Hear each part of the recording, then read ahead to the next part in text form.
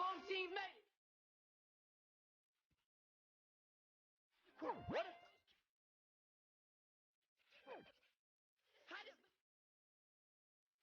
Fly's got expensive taste, sight, and touch. We ain't on the same team.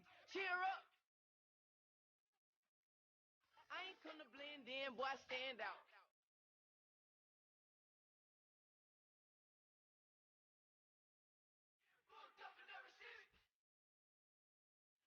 She messed up my...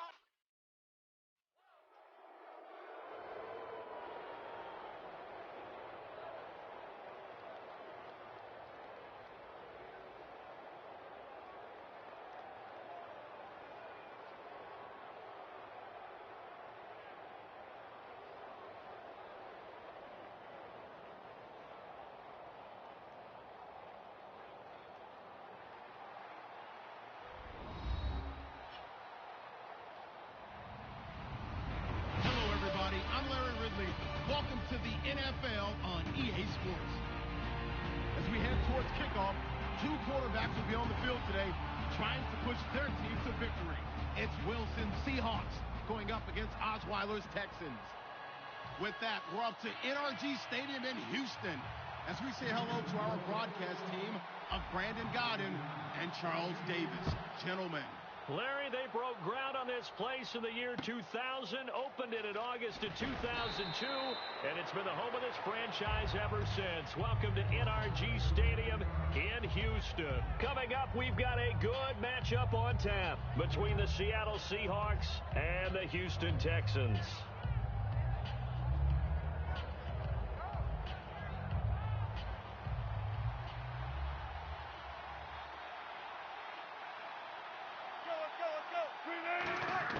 On 1st and 10, it's Wilson. This complete to Lockett. 5 yards on the catch there, brings up 2nd down. And a lot of the weight of this offense falls on the shoulders of the running back. That's because the offense knows if they give him any openings, any opportunities, he can turn it into a big play at any time. It's caught, Lockett. It's an 8-yard pickup and leads to a new set of downs.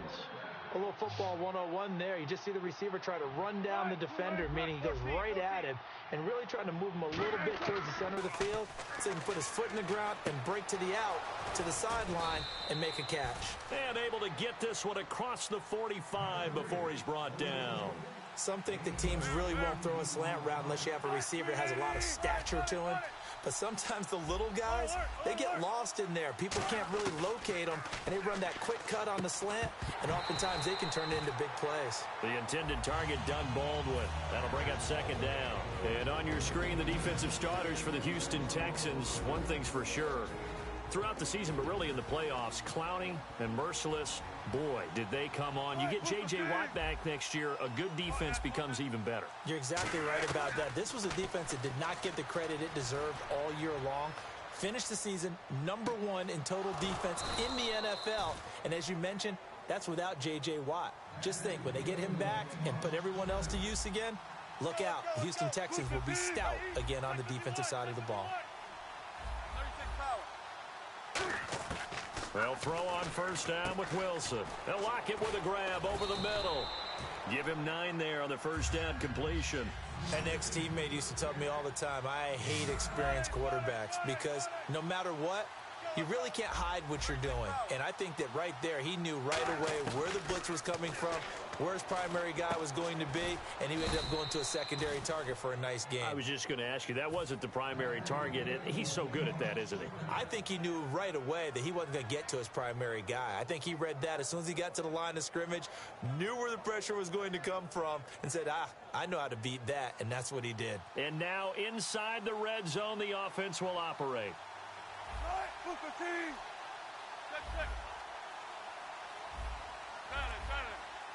In motion left is Wilson. Play clock winding down. And the D-line pinching together, must be expecting the run. Eluding the pressure right. And he'll avoid the tackle there with a slide. 7 yards on the play, and it'll make it 2nd down. You know, I don't think this is the last time we'll see that in this game. This guy has mobility, and they want to use his legs in the game plan. So there will be designed runs as well as his scrambles. And the wideout in motion.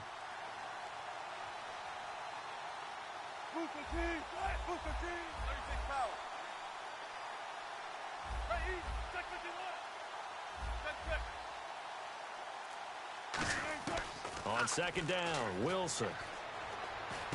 And he's got it. Caught in the end zone for the Seahawk touchdown. Luke Wilson, a 5-yard touchdown. And the Seahawks take the ball down the field and score on the opening drive. And this will give the Seahawks a 7-0 lead.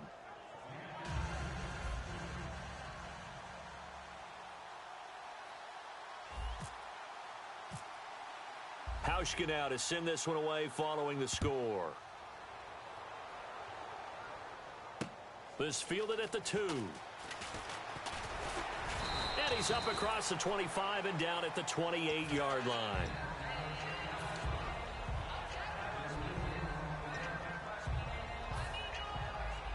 And some changes here as the D-line separates some. They go play action here on first down. Deep drop. Oh, he's going to take a shot right away. And no, incomplete. Boy, they took a shot there on the first play, tried to start it out with a bang, but it's second down. Offensive starters here. Wide receiver DeAndre Hopkins, a talented wide receiver. And he's still looking for that ultimate recognition. He wants to be mentioned with the best receivers in the game. His numbers suggest that we should do so. All right, here we go. Detroit! Again on 2nd and 10 now. It's Osweiler. Caught left side, Hopkins. It's a pickup of 16 there, and it'll lead to a new set of downs. Brandon, if I told you in preseason that DeAndre Hopkins would have less than 1,000 receiving yards, would you have looked at me funny? I would have. He's coming off a 1,500-yard season, and he's gotten better each and every year through the first 3. And they have weapons around him now. Will Fuller can stretch the field. Braxton Miller, when they get him back healthy, he can fly as well. They got Lamar Miller as a running back in free agency. They've got people who can stretch things open and get the ball to DeAndre Hopkins in open field, but he had a connection that wasn't very good with his quarterbacks this season. And by the way, Charles, touchdown production dropped big time too. 11 last season, 4 this year. I like that one, partner. They go back-to-back with excellent gains, and really it shouldn't be a surprise who they were throwing the ball to. He's their best guy. Yeah, we knew that they would get him involved early. They're doubling down on getting him involved early. Don't be surprised if they'll come right back to him again. They haven't shown the propensity to be able to stop him. On first down, Osweiler. And this is incomplete. The Pro Bowler DeAndre Hopkins, the intended receiver. And now it's second down. And a look at Seattle's defense. Michael Bennett is one of the best pass-rushing defensive linemen in the game. Normally plays defensive end, but when they go to those nickel packages and he works inside, look out, offensive guards. You've got a problem. 10 yards still left on second down.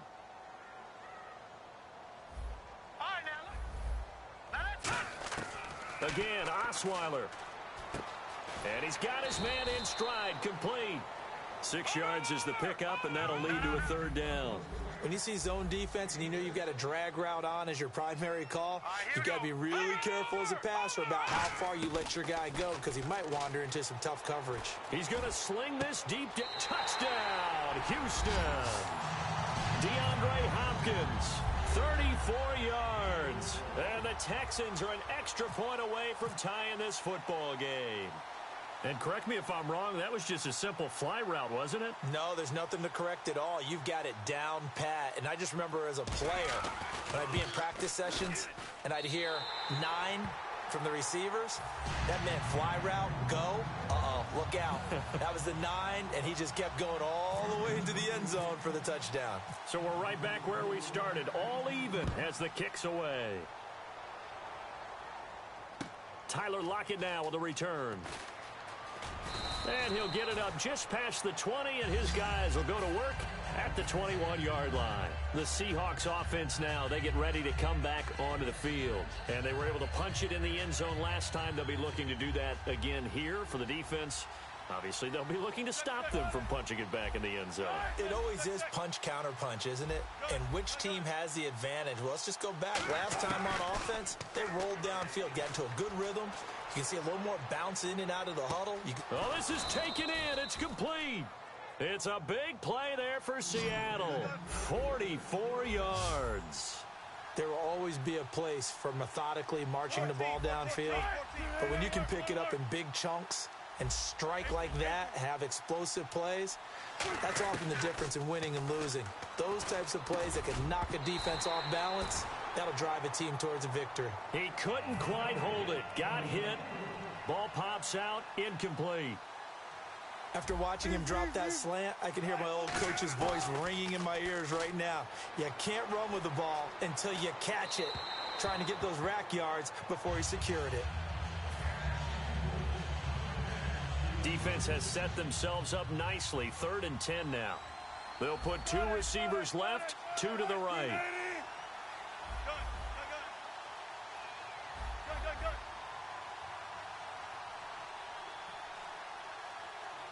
They'll send Baldwin in motion left.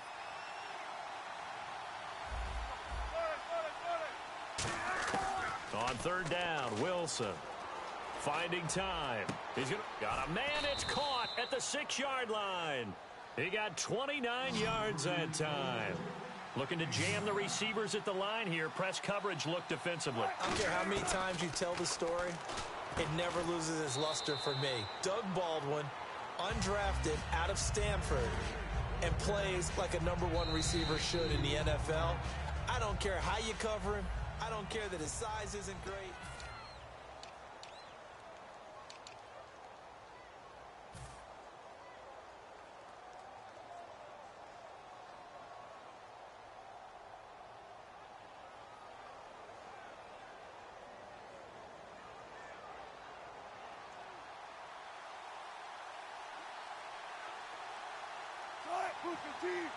Now receiver in motion left.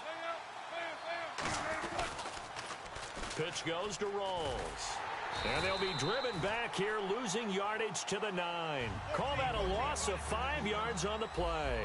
And that is going to set up 3rd and goal. On 3rd and goal, Wilson. But when this ball's tipped and intercepted, a great read and it's picked off. And a big turnover there as his guys will get the football back. Wow, what a disaster. You talk about a guy making a good play on the interception and then just trying to be too cute on the return. It almost felt like his own gyroscope really got out of whack, didn't it? Going backwards into your own end zone after such a great play. Totally disoriented and gave up 2 points for his team. Seattle now ready to march out of the field. And the interception thrown in the red zone last time. We'll see if they can rebound. I just have to think the last thing he said as they went back out there was, don't do that again. What do you think? What do you think? Yeah, I think that. I think that not only did he say that, but he also told him, let's put it in the end zone that it's supposed to be in, all right? The end zone we're trying to score. I know we're being a little bit facetious here, but the bottom line is take care of the football, and everything else should flow from there. Quick lesson, never ask the play-by-play guy a question. Hey, you're my partner. I know you're... And that's caught inside the 35. A gain of 32 that time. A nice job there, Charles. They picked up the blitz, were able to complete the pass. That had the total feel of a quarterback in control. Red blitz, got him into the right protection scheme, so he doesn't get hit back there. He's got a chance to step up with supreme confidence and deliver it downfield for a nice completion. In motion left is Baldwin. Time running out here on the play clock. They snap it at 1. Now Wilson dancing to his left. And he'll just throw this one over in the way of the security crew. Incomplete here. I hope I don't sound too rah-rah on that one, but that's the exact right throw. Either your receiver gets it or no one gets it. Give him a lot of credit for being really precise with it. Got rid of it. No one got it.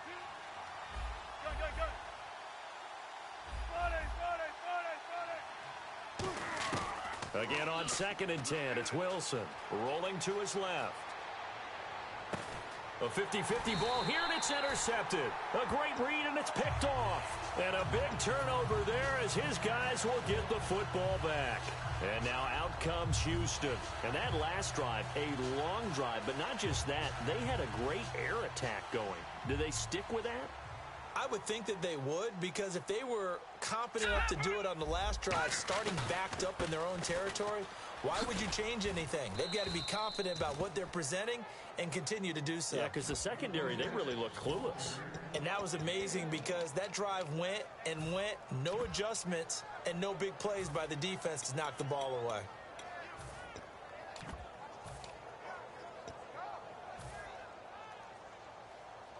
Here comes the D swarming to the line. They'll put two receivers left, two to the right. Over! All right, now, lucky 56. Lucky 56. And the back goes into motion. Now Osweiler on second down.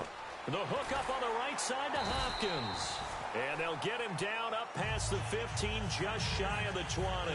And a nice little pass and catch there on the corner route. Set up very well by the receiver with a head and shoulder fake inside before he comes back downhill to his quarterback. So the D-line's going to spread out. They isolate Hopkins on the left side.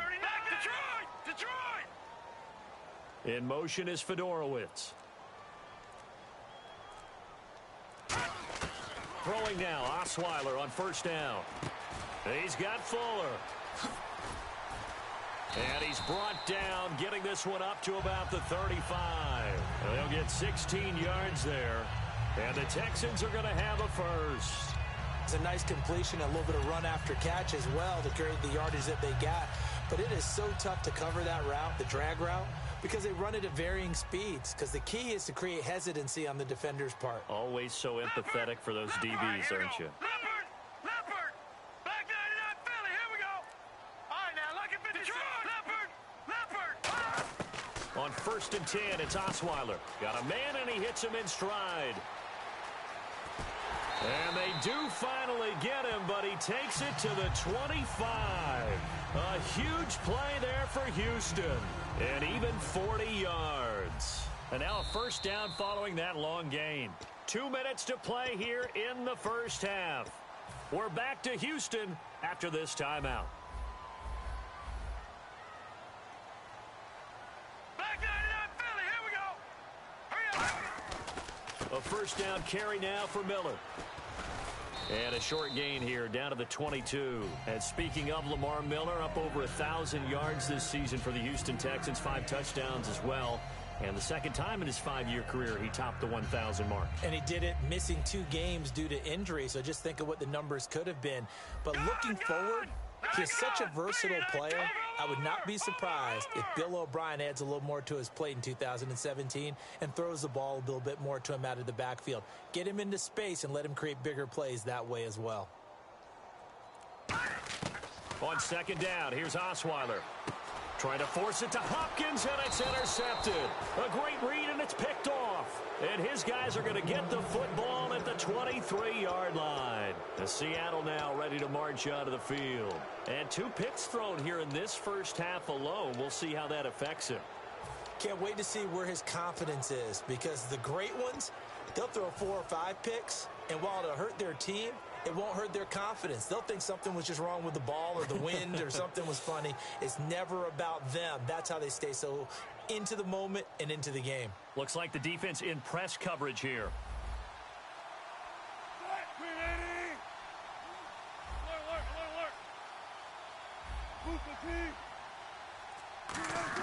After the interception, here's Wilson.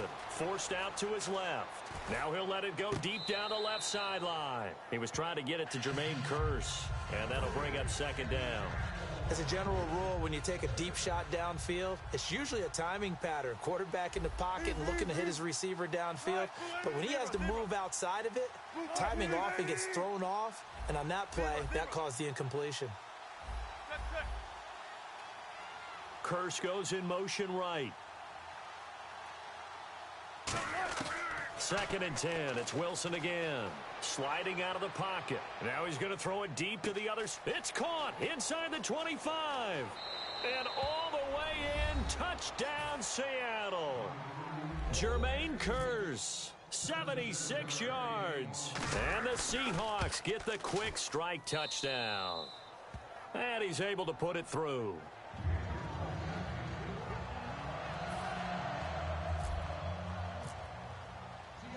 Hauschka now to send this one away following the score. And they will not get a chance to return this one as it's through the end zone for a touchback. And now out comes Houston. And in enemy territory last time through the interception. We'll see what they do on this drive.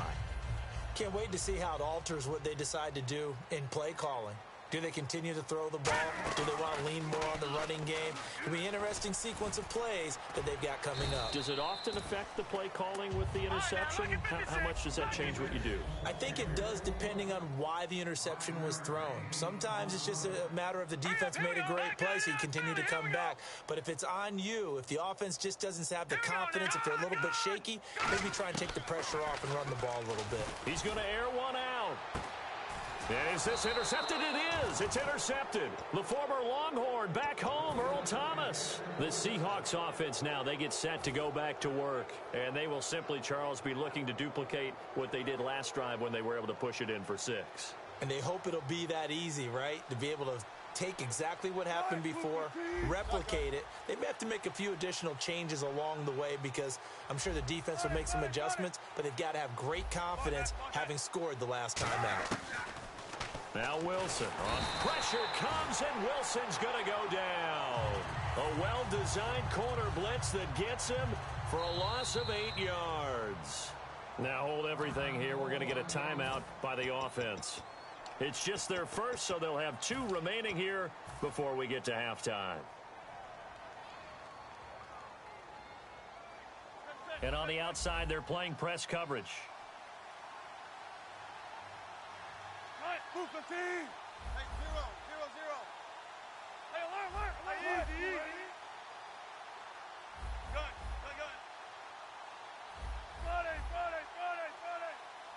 Tempo. Now Wilson on second down.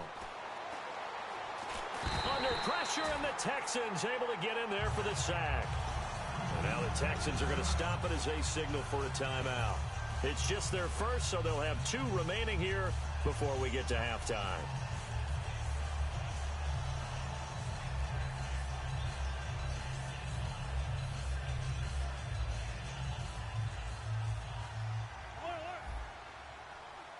And the Texans have an extra defender in the secondary now on third down.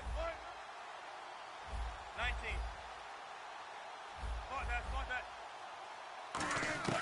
Third and long. It's Wilson.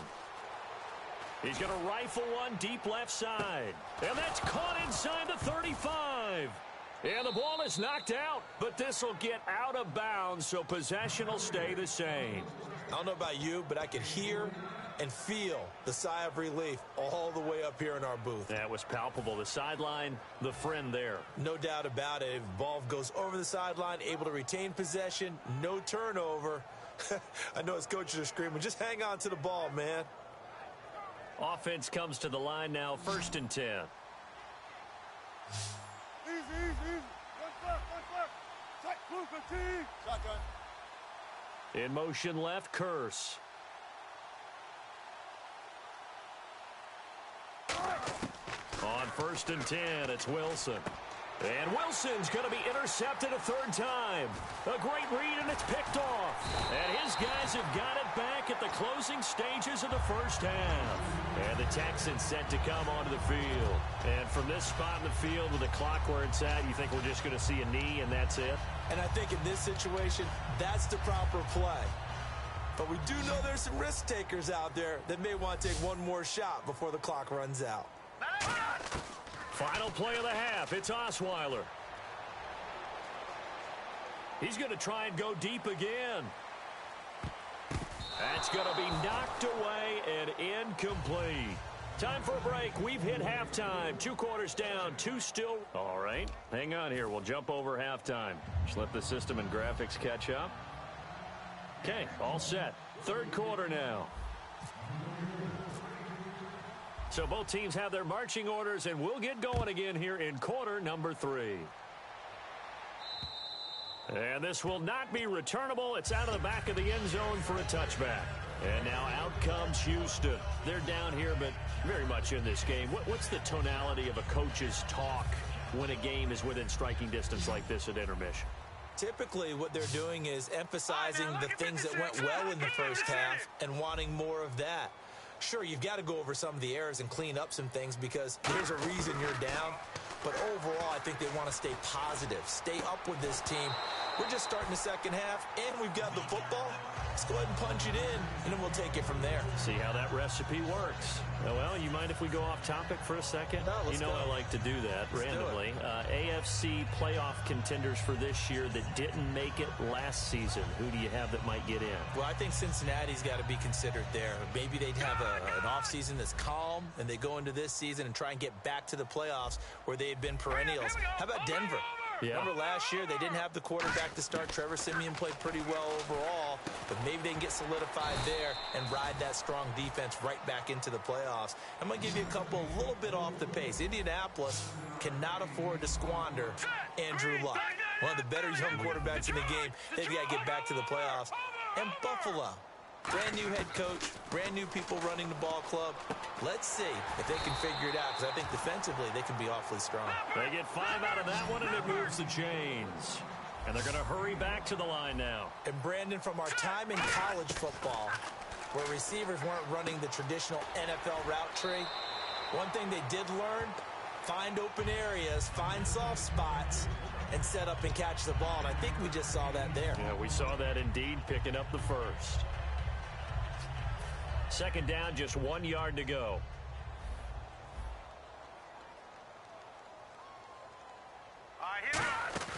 They go play action now. Osweiler trying to lay one up deep. And he's going to be intercepted a third time. Picked off by the Pro Bowl safety Cam Chancellor. Now we'll see what this Seahawks offense has in store with their first possession of the second half. And with 3 interceptions thrown already, we'll see. Do they rely more on the ground game here? They may have to change things offensively to try and settle things down, not just for the guy throwing the ball, but for the rest of the offensive unit, because their confidence has to be shaken a little bit. And you just wonder, is the backup going to start to warm up a little bit over on the sideline? And his pass is intercepted for the 4th time today. Picked off by Andre Howell. And now out comes Houston. And following the interception, we'll see what they can put together on this drive. I can hear my old college coach right now. He always used to tell us before every game, the team making the fewest mistakes will win. What they're hoping is that last mistake is their only one of the game. Coaches, that's all they talk about, turnovers, right? Minimizing those and maximizing opportunities. That was a difficult catch, and I admire the fact that he actually caught the football, worked so hard to get his feet down in bounds, tried to do the toe tap. My dad's an accomplished tap dancer. I'm not sure if he would have gotten his feet in on that one. Is he really? Yeah, that he is. How about that? What about young Davis? No, it did not. It did not cross. It didn't carry over. No, it stopped right there. Obviously, this has not been a banner game throwing the football.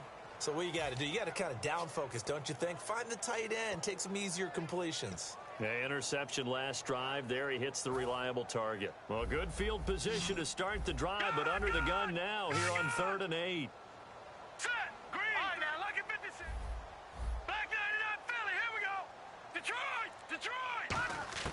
From the shotgun, Osweiler. And he's got the completion to Hopkins. A good pickup there of 20 yards. He's such a good route runner. Shows it there on 3rd down. Very proficient and a good pass. And you know what I've observed over the years in the NFL? The better a route runner you are, the more confidence your guy's going to have in you to go to you in important times, because he can trust you being in the right spot, and they connected there and picked up a first down.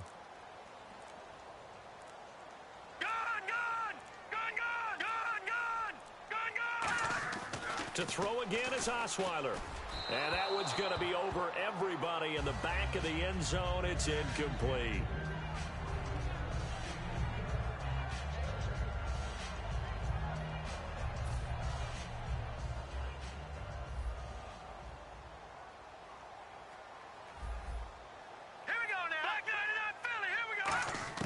Again, Osweiler. That is caught at the 7-yard line. No gain that time on the completion, and it'll be 3rd down. The defense loves to hang their hat on that, don't they? You get a guy that catches the ball, but you stop him for no gain. Without a doubt, because they're also used to trying to catch people after the catch, and they miss. And that turns into what? A huge play. We've seen it so many times. In this case, though, catch was made, put down right on the spot. On 3rd and goal, Osweiler. He dropped it. Couldn't hang on in the end zone. So no 6 points, incomplete. Looked like they had a window to get that in there, but a good job rallying defensively. Excellent timing, no pass interference. The hit jars it loose, and now they force them into a decision. Do you go for it on 4th down or kick the field goal? They'll try and throw for it with Osweiler. Flushed out right. He can run, fighting for the end zone. He lost the football. It's out. The Texans tried it, but they come up empty here on 4th. And that will force a turnover on downs. The Seahawks offense now, they get ready to head back onto the field. And last time wasn't pretty. One play and an interception. We'll see if they can do better. I want to see if they want to go ahead and throw the ball again now on this drive after what happened on the last one. Throw it on the first play. Give the quarterback some confidence. See what happens. No gain on the play there. 2nd down. Really shouldn't be a surprise. It's going to be hard to move people in this situation. You know they're going to bring the pressure defensively. So I remember playing in these spots, and my coaches always say, don't be afraid to try and create a safety, too. They're going to bring pressure. Rawls, the lone man in the backfield. And he'll get it up the middle. And he'll get this only up to about the 3-yard line. Just a couple there on the 2nd down run. Now they're staring at a 3rd and 8 situation. The best defensive linemen, they play with great leverage so they can get low and not get bowled over by offensive linemen. They have excellent hands. They can throw people off on a play. We just saw a great example of a really good run stop by a guy playing the defensive tackle position. And he locates Luke Wilson. And he gets this one all the way up to the 40-yard line. They give him a gain of 37. When the big guy rumbles down the center of the field and he gains leverage on a guy trying to cover him, it is really, really tough for the defender to get through him to make a play on the football.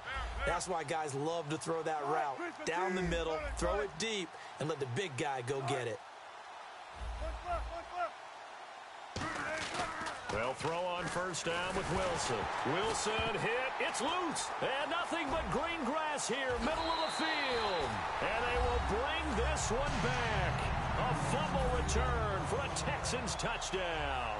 This defense, Charles, they needed some type of a spark to help get them back in this game. I think they just got their spark. No doubt about it. And you know that's all they discussed. How can we get ourselves moving again? How can we get our team going? This definitely qualifies. And you can bet they're preaching 2 hands on the ball here as the kick's away following that fumble return. This one taken just inside the 10. And a nice job there on special teams as he's taken down at the 14-yard line. As Seattle now ready to march out of the field.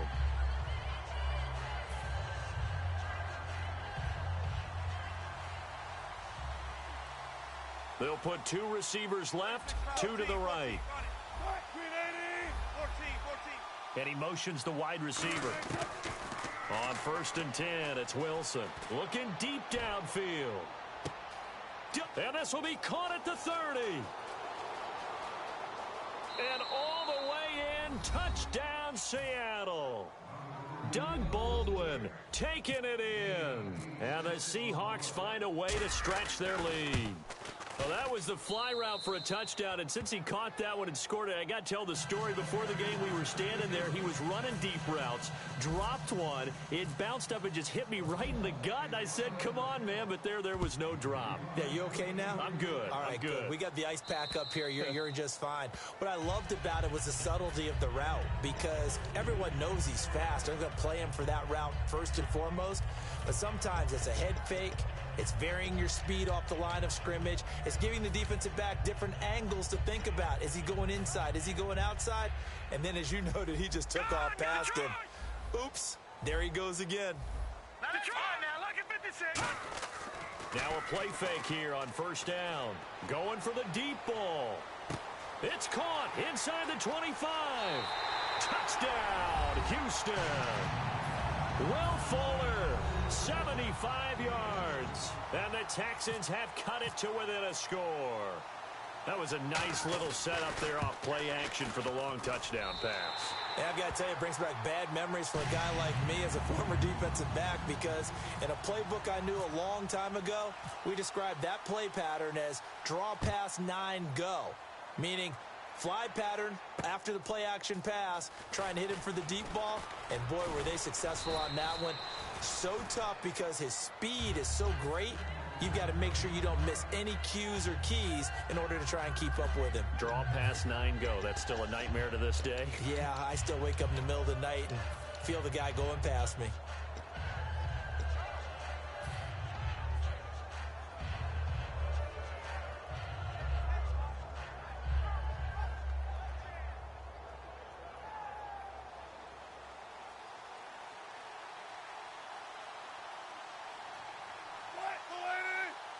They'll put 2 receivers left, 2 to the right.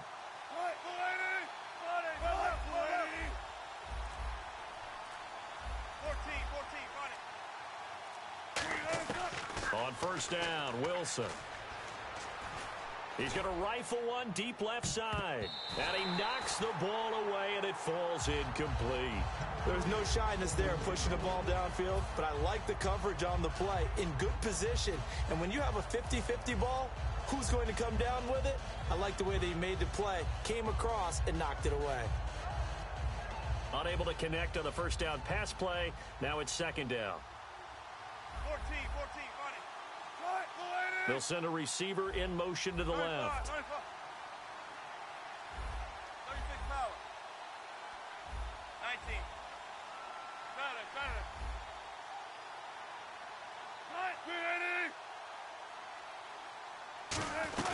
They'll run it now out of the gun. And they get him down, but not before he takes it across the 40-yard line. A good gain of 14 there, and it moves the chains.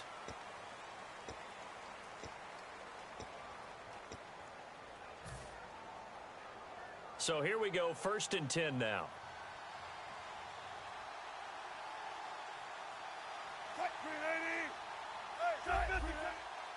They'll send a receiver in motion left.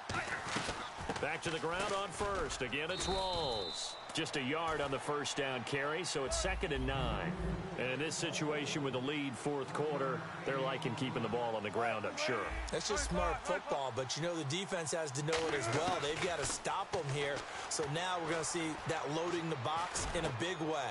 6, 7, 8, 9, whatever it's going to take, puts a little bit more pressure on your big offensive line. That one goes for 24 yards. Well, he flew past 200, 300, 400 yards. Now he's over 450 yards passing on the day. So what you're saying is oxygen for everyone catching the ball and trying to defend? Yeah, especially those guys trying to defend right now. No doubt. They've got to be a confused group because they haven't been able to defend him very well at all. And I think he just wants to keep firing. When you have that kind of a day, you're just locked in. Just keep calling those pass plays. And quickly, they get to the line. Well, they'll take that every time with a lead, first down, 4th quarter, getting 8 yards. You love that. They will take it, and you have to ask the defensive guys, why did you give it? I mean, you know the situation. You're down, have to stop them, have to get the football back. But 8 yards on first down puts them back on their heels.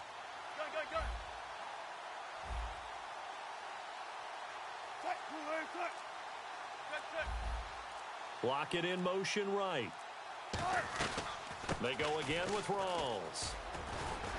And he'll get him inside the 15 down to the 14-yard line. It's a 9-yard gain, and it keeps the drive moving. Not too many more ideal situations in 2nd and 2 in order to try and pick up a first down. They ran it and picked it up. The defensive line disperses a little bit here, maybe expecting a pass.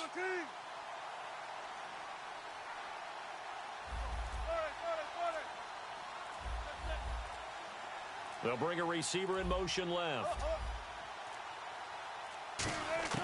From the red zone now, here's Wilson on first down. And that's Curse for the Seattle touchdown, hauling it in. Jermaine Curse, 2 catches, 2 touchdowns here so far. And the Seahawks add on to their lead.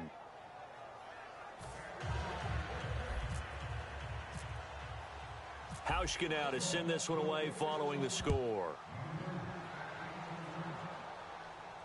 This fielded at the 2. And it's a pretty good return here as he'll get it up to the 29-yard line. And now out comes Houston. And following that long touchdown pass, a one-play drive last time, let's see if the defense, you know they're ready. They don't want that to happen again. And you would have thought they would have been ready the last time. I mean, that's what you work on all the time. Make sure that no one gets behind you. That's the cardinal sin of defense, not giving up the long pass. They did. Let's see how they adjust. The wide receiver moving to a new spot. On first down, Osweiler. On the right side, this is Miller. 15 yards through the air and a first down. A good start there on this fourth quarter drive. They need more of what we just saw. Down a couple of scores. There's still time, all right? It's not like, they're totally out of it, but they have to score quickly, and they're going to need some big-time plays, chunk plays, explosive plays. They need yardage on each snap. Detroit! Now Osweiler on first down. And no escaping this time as he'll go down. They got him for a sack. They overload him that time with a safety blitz, and he winds up being dropped for a loss of 7. Let's go! Green, gun! Back 99 Philly, here we go! Detroit! Halfback sent in motion. Detroit! On second down, here's Osweiler. Looking middle, and it's incomplete. C.J. Fedorowicz, the intended receiver, and it's third down. As tight ends go, he might not provide the super flashy plays very often, but he's pretty reliable, usually an excellent target, and normally catches what's thrown to him, but he didn't on that play. So a second down incompletion now brings up third down. Gun! They isolate Hopkins on the left side. Over! Watch it right now, lucky 56. Third and long, it's Osweiler. And this is intercepted, and that should do it. Picked off by the Pro Bowl safety Cam Chancellor. And they finally put an end to this return, but not before he's all the way down to the 37. And the Seahawks get ready to trot out on the field. And they'll start this drive with very good field position. They'll put 2 receivers left, 2 to the right.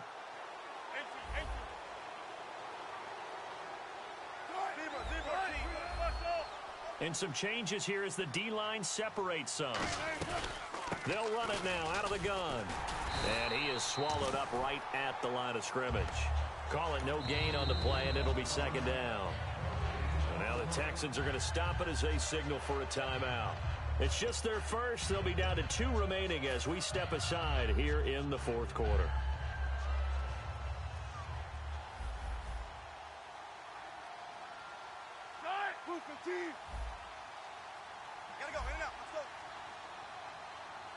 Curse goes in motion right. Check 50. 1 receiver left, 3 to the right. They'll send a receiver here in motion right. On second down, here's Wilson. Flush to his right. He hits Baldwin right side. And they do get him down, but he's inside the 5 all the way to the 3. He's played a great game. It continues right there, even with this lead, confident to throw the pass and have the reception made. There's no doubt who the leader of their team is there? There's no doubt who they want to ride all the way. And he will score. Touchdown, Seattle.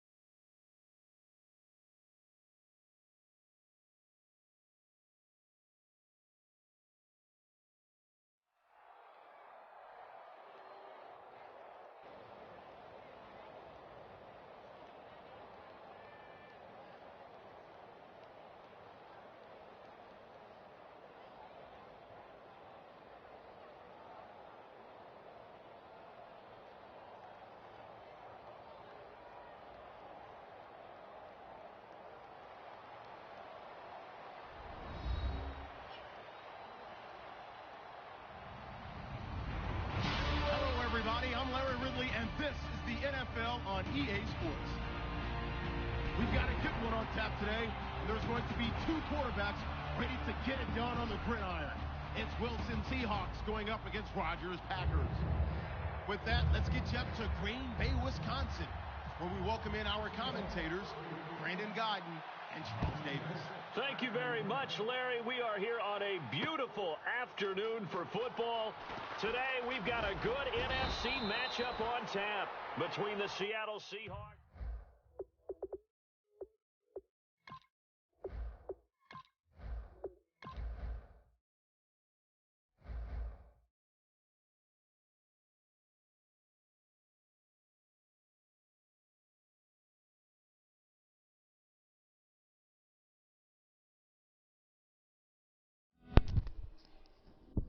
Come on, bro. We done played like 15 times, man. I already done beat you, dog. I know you don't want to waste this motherfucking game, man. We done played enough, cuz.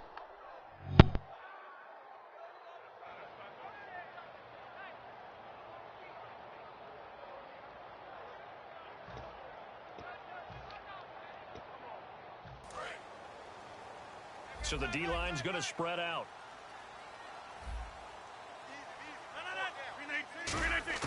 Rodgers now on first down. And it's hauled in by Jared Cook.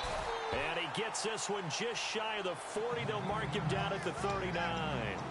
Almost not fair. The big guy running the corner route, being able to lean and push and get to where he wants. So how do you stop him? A lot of times you want to have a linebacker on him, a bigger body guy who can handle him physically. But a lot of times that doesn't work as well because his quickness often wins the route. Check 13. Check down. 319. 319.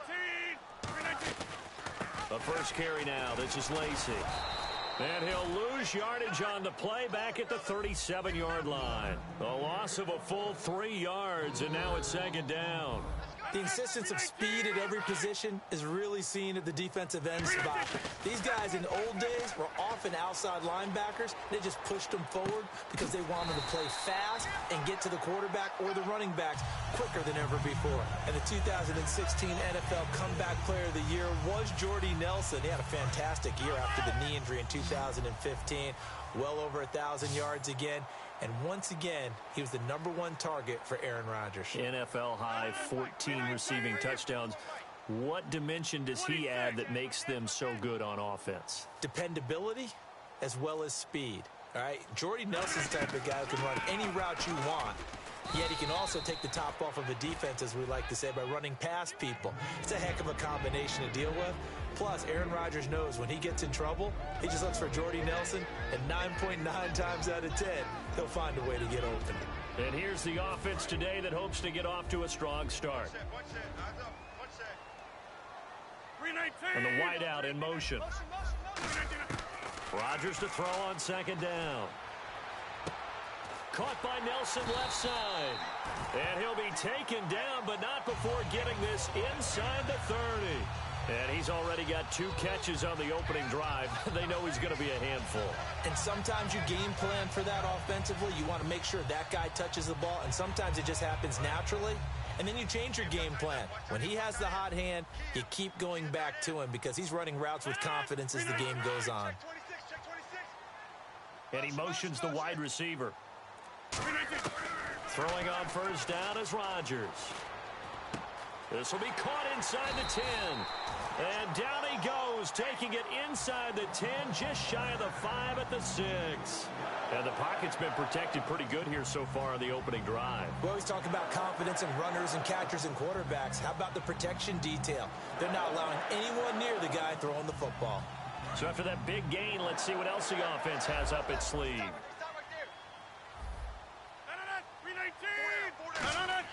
Now it's Rodgers. Escaping the pressure right. And no escaping this time as he'll go down. They got him for a sack.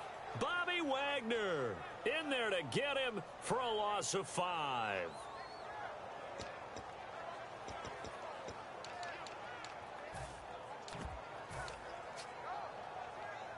Offense walks to the line for play number 7 of the drive.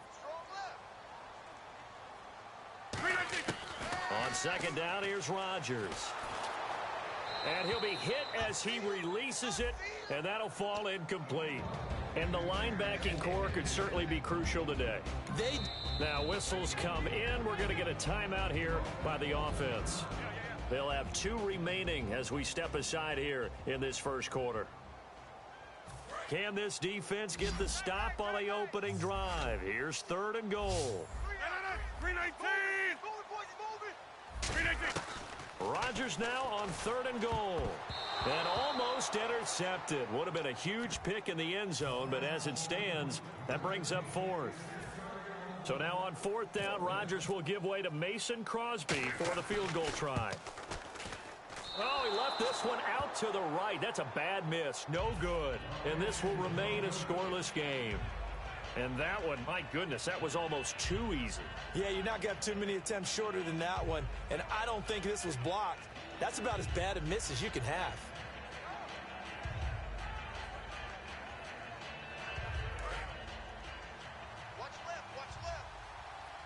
They'll put 2 receivers left, 2 to the right. They'll bring a receiver in motion left. First carry for Thomas Rawls. He'll get about 3 as he's taken down at the 23. Tackle there by Clay Matthews. Here's the offense. Certainly some threats on this offense, and one of them that they target is Doug Baldwin. Not only does he do a nice job catching the ball downfield, he's also a tremendous blocker that helps unleash the running game. It's caught. Lockett. Call it a gain of 7, and it gets him a new set of downs. And when you're playing a quarterback with some experience and some moxie, you enter the danger zone when you decide to blitz him, because if he's able to diagnose as he did on that play, he can hurt you downfield. He reads defenses so well, doesn't he? He really does, and the best part about that play for him, I don't think that was his primary target. I don't think so either. I think he had the read, figured out where the blitz was coming from, and went to a secondary target for a really nice gain. Lockett, the man in motion. They'll run it now out of the gun. And he'll scratch out only about a yard up to the 32. Mike Daniels makes the tackle. And a peek at the defense for the Packers. Demarius Randall's a versatile player. Played both safety and cornerback in college. They're using those same skills in the NFL. Alongside my broadcast partner, Charles Davis, Brandon Gaudin hits the Seahawks with a football to begin quarter number 2. Looking to jam the receivers at the line here. Press coverage look defensively. They'll send a receiver in motion to the left. They stay on the ground. Rawls again. And able to get this one across the 45 before he's brought down. And a nice carry there of 15 yards. Really good, solid run right there, and they did it from a 4 wide receiver set. And if you're an offensive coordinator, they used to tell people, hey, we're going to throw the football. Now they use 4 receivers on the field to spread things out, give them more running lanes and more options, and also it usually takes the bigger defenders off the field, makes the defense lighter and easier to run against. 5 yards on the catch there, brings up second down. Possible run anticipation here as the D-line sandwiches together. The play clock's running down. Now it's Wilson. Complete. Richardson has it. And this time he's able to take it down to the 42. It'll go as a gain of 6 that time, and it moves the chains as well. That was a nice completion on an out route, and those types of plays are the result of arm strength by the quarterback and timing by the receiver. Back to the ground attack. It's Rawls. He'll fight forward for a couple down inside the 40. Tackle made there by Nick Perry. We always like to talk about defense in terms of levels. First level defensive line, second level linebackers, third level defensive backs. On that run, that was what we call a first level run, and it was stopped by a second level player. And he takes a shot on the release as this will be incomplete. This will be the 8th play of the drive. It's 3rd and 7. It's a tried and true formula, and I don't think it'll change for as long as we play football. If someone's trying to throw the ball and you can put pressure on them and make it tough, that's only going to help your defense. Yeah, he's sensed being hurried. He got rid of it before taking the hit, but incomplete. He's got Curse. A gain of 13 and also a first down. And now the passing game here in the second quarter starting to heat up a little bit. Don't you feel the rhythm starting to happen, right? You see it now. The confidence is starting to rise. I think now as a play caller, because that has happened, you lean on it a little bit more. You don't go totally away from running the football, but you do say, guess what? We can throw it. We can throw it well with a whole lot of confidence. 2 minutes remain in a scoreless first half. We're back to Lambeau following these words.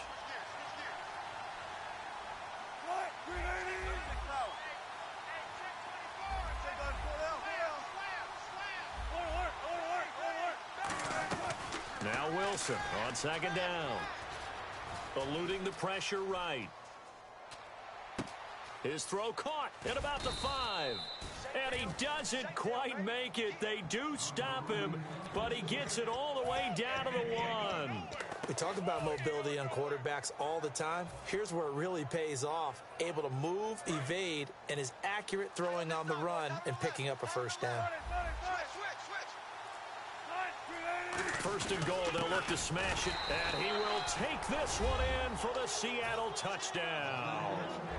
Marcel Reese taking it in, and the Seahawks are able to strike for 6.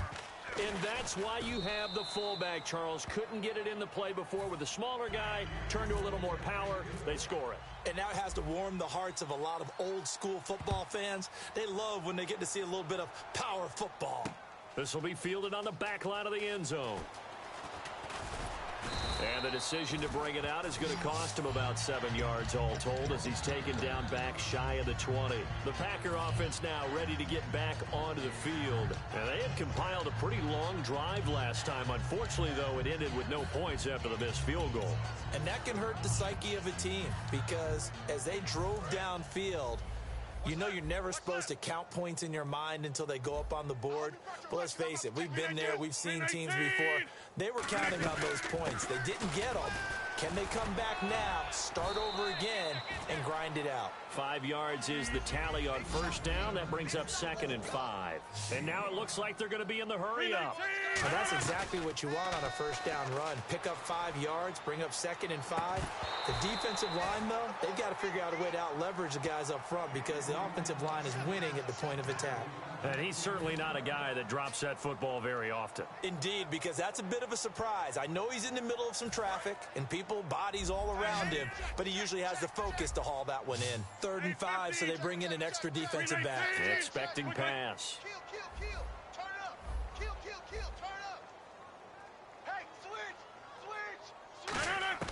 From the gun on 3rd down, Rodgers. He rifles one that's intercepted. A great read, and it's picked off. And his guys are going to take over at the 39-yard line. Here come the Seahawks now, set to take over on offense.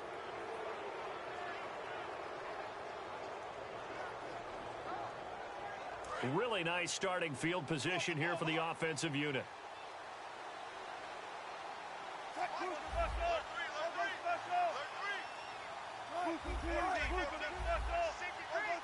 Block it in motion right. They'll run it now out of the gun. Fighting his way down to about the 35-yard line. Call it a gain of 4 on first, and that'll make it 2nd down. Looking to speed things up here, going with some tempo. Not a run that you're going to write home about, but still a good first down run. That's what an offense calls staying on schedule. 3 to 4 yards on first down, you're set up very well for the rest of the drive. Let's give some credit to the defensive guys on that play. Able to bat that one away. Sure looked like they were trying to hit the corner route. Defense thinking pass. They've got the nickel set out on 3rd and 6. The wide receiver moving to a new spot. Now it's Wilson. Oh, the ball comes out on the hit, but they'll say it's incomplete. Putting pressure on the guy throwing the football is always good, but when you can couple that with contact on him that leads to an incompletion, as we just saw there, that's winning football. And Hauschka's kick is good. And the lead moves to 10-zip.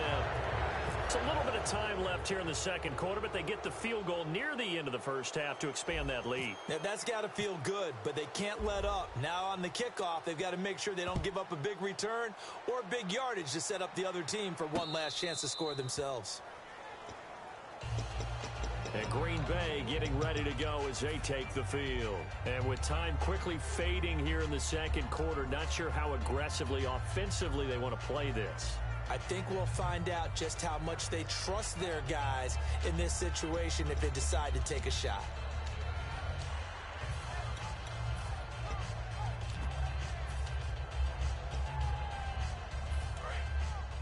Looks like the defense in press coverage here.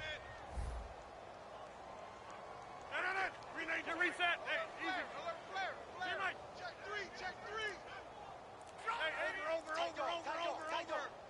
And the wideout in motion. Trying to shake off the interception from the last drive. He'll look to throw. In the middle of the field, he's got Nelson. Now hold everything here. We're going to get a timeout by the offense. So that means they're down to one remaining here as we head toward halftime.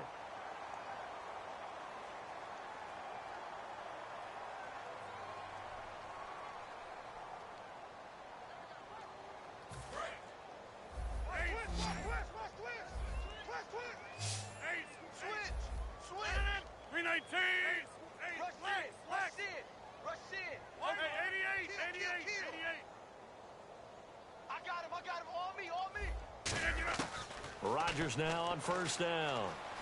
Flushed out right. A fight for the football, and it's intercepted. It's the Pro Bowl cornerback, Richard Sherman. And his guys have got it back at the closing stages of the first half. And out now come the Seahawks. And you got to think, if this is anything other than just taking a knee, I'd be very surprised. Yeah, they've got enough to talk about at the half. Why do anything else? Just get out of there. The drive begins with a run by Rawls. And he's taken down, but not before he gets this across the... Well, that came a little abruptly here. Still working on my apple up in the booth. Hang on here. Let me spit this out. And we can get to the third quarter now. This will be fielded on the back line of the end zone. And he'll make it across the 20 as his guys will set up shop at the 23-yard line. The Seattle offense now set to come back out on the field. They built a good first half lead. Now they have a chance to add on to it. And what I'm thinking is that the offensive staff spent the entire halftime just working with them on, here's what we think they're going to do to attack us in the second half. Nice first half that we've had, guys, but be prepared for some change-ups. We're going to see them when we kick it off in the second half. See how they handle any adjustments that might be made defensively. Block it in motion right. Second half starts with a run by Rawls. And a loose football. Rawls loses it. And he'll take it forward for about 5 up to the 28-yard line. All I can say about this play is that someone's living right. I mean, he's trying to gain yardage, trying to get upfield. Ball comes free. What's that panic that we've talked about oftentimes that you feel when you lose the ball? You can sense it. Oh, you can sense it. And somehow he got to it and was able to recover it for his squad. They'll bring a receiver in motion right. They'll run it now out of the gun. And they take him down, losing yardage back at the 27. They'll lose a yard, and it brings up third. And the offense there, the O-line, everybody really on offense, they were just manhandled at the point of attack. Yeah, you could pretty much call them all out, couldn't you? And almost by name, right? That was a very tough sequence for the offensive line. But how about that defensive front creating a new line of scrimmage and creating a lost yardage possibility? And a quick throw here, that's complete. And give him 7 yards on the play, and they do pick up the conversion on third down. And fits the exact right word. Over the middle, there's almost always traffic, so anytime you're a receiver in that area, you're not just focused on catching the football. You're wondering where the collision's going to come from, right? Because there's almost always someone there able to concentrate, catch it, and even added a little extra at the end with a short run. That one good for 10 yards. And it'll be second and very short. That was a good, strong run there. While it won't pick up a first down, it was definitely something needed by that offense. A positive run. They got a good push by their guys up front. Maybe it's something they can build on as this game continues. They'll need to get the play off quickly. On second down, Wilson. He's going to leave this for his running back. It's complete. And he is going to lose yardage here. He lost 4 there, and it's third down. Time to give a little credit here. That was an excellent read by the guys on the defensive side of the ball. You're crediting your defense. Got to credit them on that one because they tried to throw a screen, and they went to it and smothered it for a loss of yardage. Now Wilson, and he fires one that's intercepted. Picked off by the Michigan man, Jake Ryan. And they'll set up shop right near midfield at the 49-yard line. Now we take a glance at the offense as they work their way back out for their first possession of the second half. And the interception last time on the opponent's side of the field, certainly not what they wanted. Put it mildly, that is so frustrating because that signifies there's a drive going on. You're in good spot, great place to run some of your best offense. Instead, they turn the ball over. Yeah, turned the ball over last time. See if they can avoid doing it here. Sometimes it's hard to believe, but there are times this game is about patience, isn't it? Has had the game he expected, but that run there, that may get him going. I was just going to say, maybe that gives him a little juice because you're right, he struggled, especially in that first half. Yeah, and I know the great ones always think to themselves, just hang in there. I'm just one big carry away from busting this open. That's a good start for him. He's going to flip one out here to his running back. Give him 6 on the play, and that'll make this a second down. So many times you hear today's NFL described as a space game. Get your best players into space with the football in their hands. That's why sometimes you just swing it out to your runner, get him out in the flat, and let him have a chance to make people miss an open field. Rodgers now to throw. Caught on the right side by Adams. 7 yards there, good enough to move the sticks. That was a nicely run slant route, and what the receiver's trying to do is make the defender think he's going upfield for a deeper route, and then breaks it off, usually after about 3 to 4 steps, and cuts towards the middle of the field. And now what he's trying to do is use his body to keep the defender away from the football and give the quarterback a really nice target. And they'll send the slot in motion left. Into the red zone, it's Rodgers. And he just throws this one away. Smart decision here this close to the end zone, and it brings up second down. A pretty good coverage there, and both of these defenses, they've had good coverage throughout this one. No doubt about it, and in today's NFL, where we're used to a bit more scoring, this feels almost like a well-pitched game in baseball on both sides. And he's going to take it in. Touchdown, Packers. Jordy Nelson, an 18-yard touchdown grab. And the Packers have cut it back within a score. Well, you know he can be explosive, and he's ultra-explosive there on the fly route. And you know how many times we've talked to coaches and we've had quoted back to us, well, you know something? When you execute really well, it doesn't matter if they know it's coming or not. Well, sometimes athleticism beats you as well. He just took off and went. That's almost like one of your Turkey Bowl games, isn't it? Just go long, Backyard. man. I'll hit you. And it worked really well for them. Now after the touchdown, here's Crosby to kick it away. This will be fielded on the back line of the end zone. And the decision to bring it out, a good one, as he's up a yard or two shy of the 30.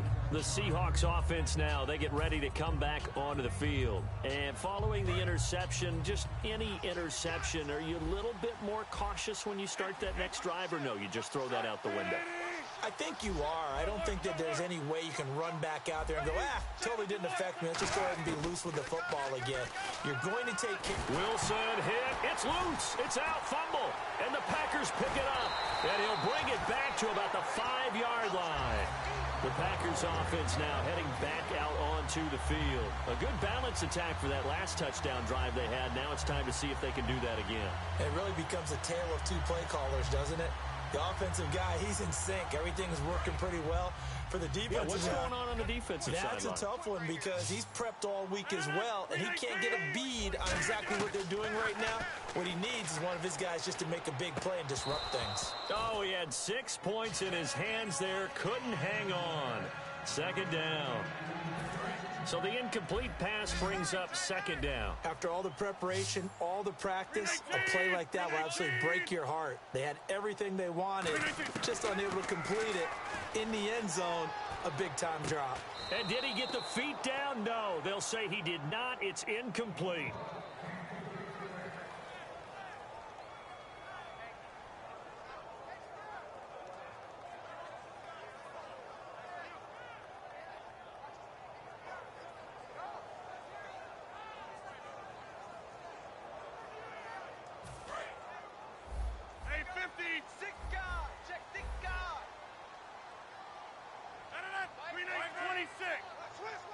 Now they'll put a receiver in motion left. And they'll go ground game here with a tailback. And he'll take this one in for a Packer touchdown. Ty Montgomery, a 5-yard touchdown run. And the Packers have taken the lead. And that makes it 14-10. Now after the touchdown, here's Crosby to kick it away. This will be fielded on the back line of the end zone. And no run back here. This will be a touchback, and it comes out to the 25-yard line. As Seattle now ready to march out of the field. And last time, not only the turnover, but that turned into 6 points. They got to make up for that here.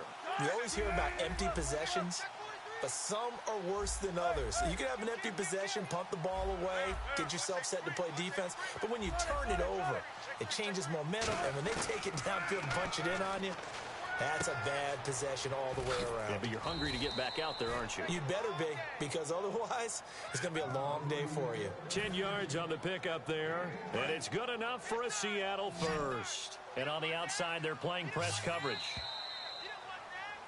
Back now at Lambeau. It's the Seahawks with possession of the football, but they do trail here to begin quarter number 4.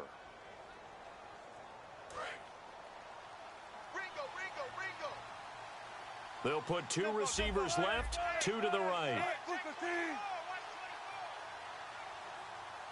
They'll send a receiver in motion left. They'll run it now out of the gun. And he stopped immediately there. Officially no gain on the play, and it's second down. And this defense continues to give them fits. They just can't get really anything going on the ground, can they? I love the theme that you just brought up. This defense has been tough all game long against the run. We just saw another example of it there. On second down, here's Wilson. Oh, hit as he throws there, incomplete. Well, any caused incompletion is good for a defense. But when you add to it, you get a little hit on the quarterback, knock him to the ground, make him think a little bit, hopefully knock him off his game, especially in a game of this magnitude, this tight in the fourth quarter. Got to feel pretty good as a defense. On third down, Wilson. And he's got his man in stride, complete. And they get 10 yards there and convert on third. Fresh set of downs here. So he makes the grab and the chains move forward. Nice job by the offensive line giving them time to complete that first down pass.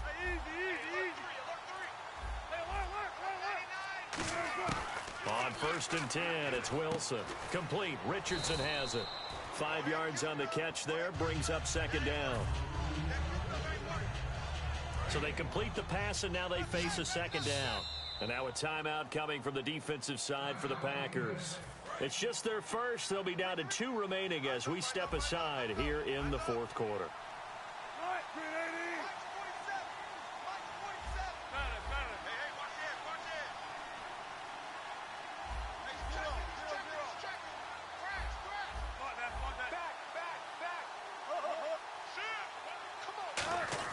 From midfield now, here's Wilson.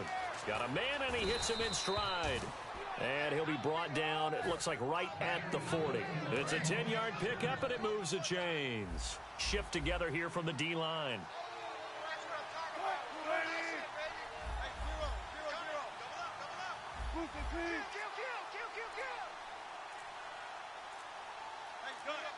Play clock winding down. Now it's Wilson. Wide open receiver, complete. And they'll get this one down to about the 20-yard line. Boy, the evolution of the game and how these guys on plays like that can get out of the pocket, keep plays alive, it just makes things so much harder for defenses. It really does, and we're talking about an era in the game where the quarterbacks are the most athletically gifted that we've seen in a bunch. I mean, when you talk about collectively, it's unbelievable. So their ability to move is practiced now. It's not necessarily, oh, he just took off and you guys figure it out. When he takes off, everyone knows where to go now. They know how to run routes, change things, make themselves presentable for the quarterback. It's a lot of time that they put in on it. It's not just your static 1, 2, 3. This is where the ball goes anymore.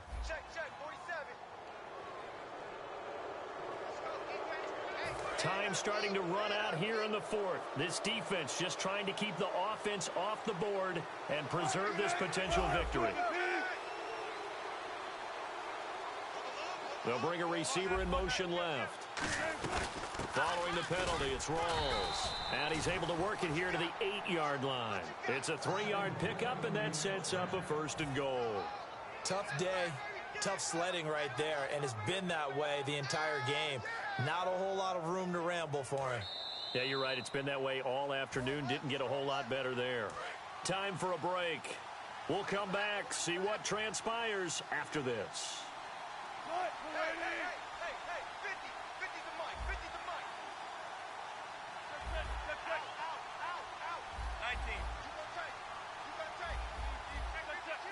They'll bring a receiver in motion left. From the gun, it's Wilson. Flush to his right. Call it a pickup of 7, and that'll make it 2nd and goal. Well, he did a nice job keeping his eyes downfield, waiting for someone to get open. And now the Packers going to take another timeout. That'll leave them with just 1 remaining in this 4th quarter of play.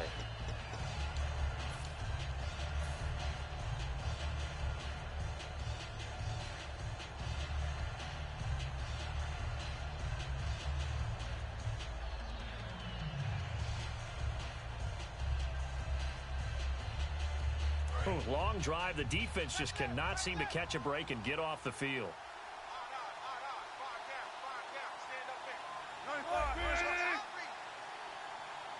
Now receiver in motion left.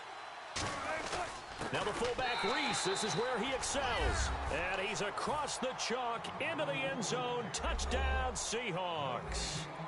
Marcel Reese, his 2nd touchdown of the afternoon. And the Seahawks have taken the lead here in the 4th.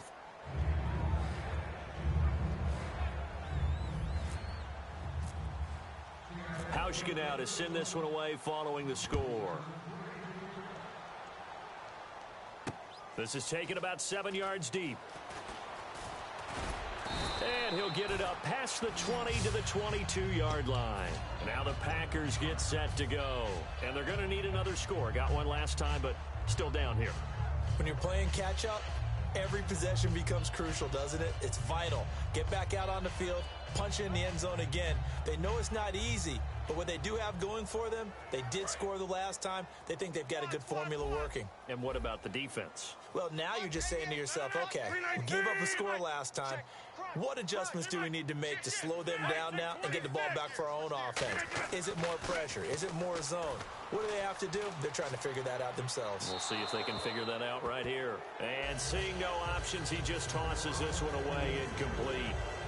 Now that'll bring up 2nd down. Well, that plays a statistic that's going to go on the defensive team stat sheet. Won't necessarily reflect in ours, right, the overall game sheet. But you and I know that they keep count on pressures, hits on quarterbacks, all those things, hoping to increase that throughout the game. And here we are in the 4th quarter, and they got a big one. Yeah, it's such a close game, a very big one. Back to throw. And his throw is incomplete. Jared Cook, the tight end, was the target. And that takes us from 2nd to 3rd down. I wouldn't be shocked at all right now if there's a look of surprise on the big fella's face because he had the route that he wanted, running the corner. And usually he's able to use his body and catch the football, but a really nice play by the defenders, able to knock it away. Adams, the man in motion right. He'll look to throw. Now a desperation throw deep downfield. He's got a man, complete. It's a big play there for Green Bay. 42 yards. Now that play will end up on the highlights, and you'll see it all over the place. But what you won't see, the offensive line that bought the extra time, that allowed for the big completion downfield, those guys made that play possible. Back to throw. Going down the middle, and it's complete. And he's going to be taken down, but not before reaching the 15-yard line. 1st down and 10 now for the offensive group. He had time, was able to survey the field and find a soft spot in that zone coverage. And that's where it gets difficult for a defender, Brandon. You go to your spots on the field that you have to cover. And when the offense finds an area that you're not in, that's where they throw the football. Some runs are blocked so well, you almost forget that someone has to carry the ball to gain the yardage. The leverage by the offensive line to create space up front, really well done. They come out 5 wide, 3 of them to the right side. He's back to throw. He'll buy some time right. And this is caught. Touchdown. And they've taken the lead here in the final minute. So many practices we watched over time where the offense works on scoring late in the game and finding a way to win, as we just saw there. Just saw it right there. Now can they preserve that advantage that they just got? Now after the touchdown, here's Crosby to kick it away. This is fielded a couple yards deep. And he'll wind up about 4 yards shy of where he would have been if he had taken a knee, as they'll start at the 21-yard line. As Seattle now ready to march onto the field. One possession game, time very much a factor. How does the offense handle this situation? Well, in a lot of cases, they should be somewhat relaxed. And I know that's counterintuitive because this is a pressure situation. But this is Friday practice every week of the season. You go over this situation, having to go downfield, limited timeouts, got to get out of bounds and keep the drive going. And, a crusher there as it's intercepted. It's Clay Matthews with a pick. And that one, it's going to hurt big time. You're in the 2-minute drill trying to get your guys down the field, and it's looking like they're going to go up just short, as this is definitely not his best throw. And it'll wind up being intercepted. And a great spot to start this drive from here. Check nickel. 319. Hey, 88. Hurry up. Check 31. No. Rodgers throwing here. Out to the flats for Lacey. It's a pickup of 14 there, and it'll be a Green Bay first down. We always talk about having to read defenses and how complicated that is. Well, this was an excellent read.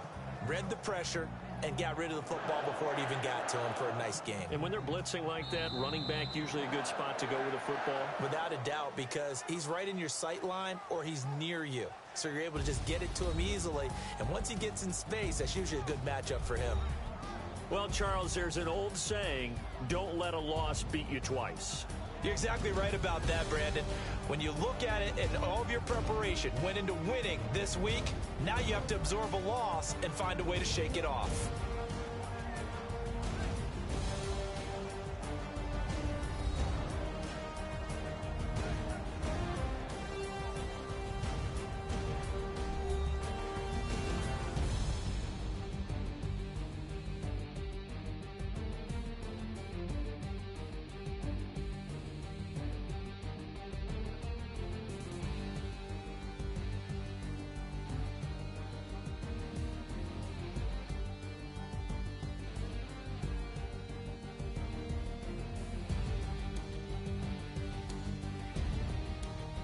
So that'll do it for us. For my partner, Charles Davis, and all the hard-working men and women on our crew, I'm Brandon Gaudin. You've been watching the NFL right here on EA Sports. The Packers are winners here as we say so long from Lambeau.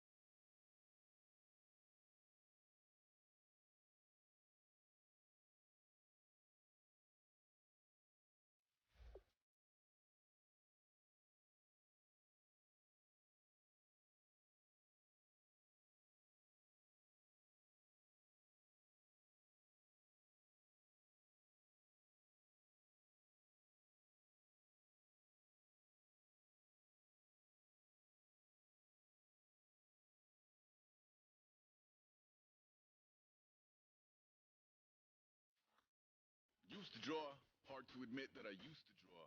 Portraiture in a human form, doodle of a two-headed unicorn, it was soothing. Moving his arm in a fusion of man-made tools and amused him beyond even if it went beautifully wrong. It was tangible truth for a youth to refuse to belong. No name nuisance, stews in a bedroom, oozing a brand new cuneiform.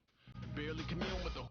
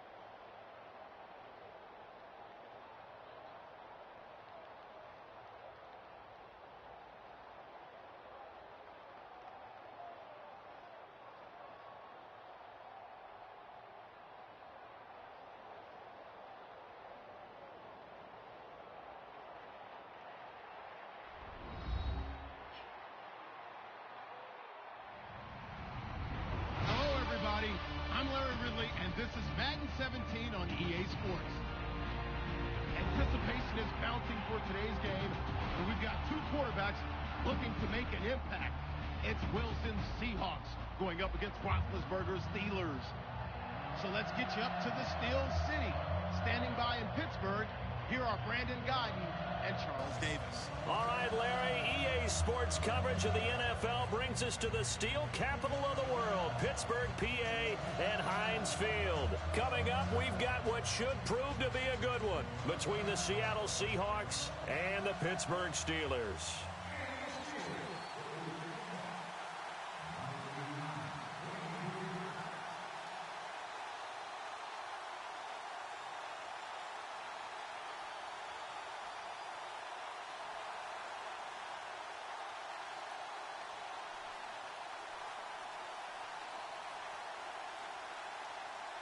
On to get us started now, the kicker, Chris Boswell. And we are underway from Heinz Field.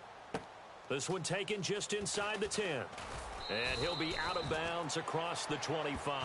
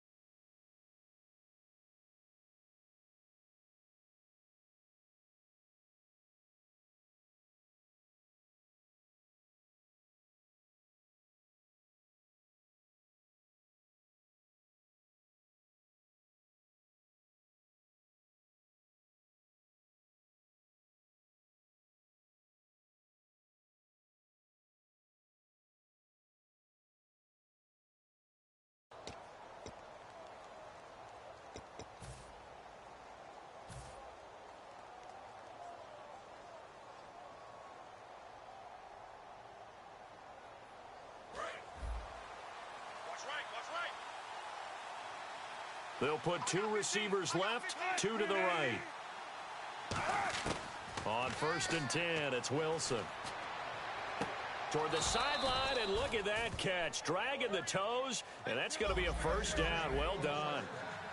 I do have to admit, I like it when it all comes together. When the top part, catching the football, right, whether you're catching it with your hands or cradling it, comes together with the legs, in this case the feet, did a little toe tap to stay in bounds and complete the catch. And a great job by our crew on the camera shot. Love when you see the grass or on the field turf, those rubber pellets flying up. Great catch.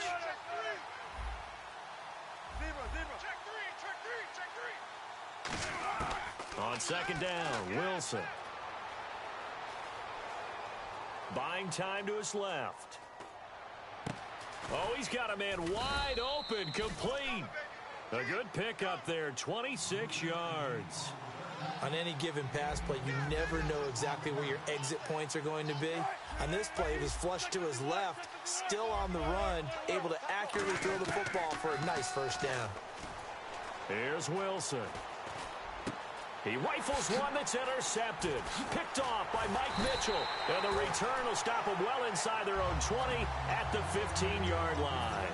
Well, your first drive of the first quarter, you get it down there, try to fire it in the end zone, and big-time deflation on that play. No doubt about it. They're moving and grooving and getting into position, and this is not the ending that they saw on this drive, is it?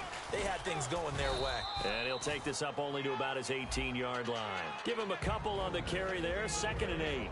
And here's a look at the starting offense. 8 yards to go here on 2nd down.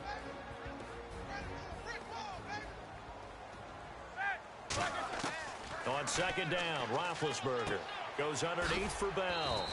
And they'll get him down here at the 23. Call it a gain of 5. And that'll lead here to a 3rd down.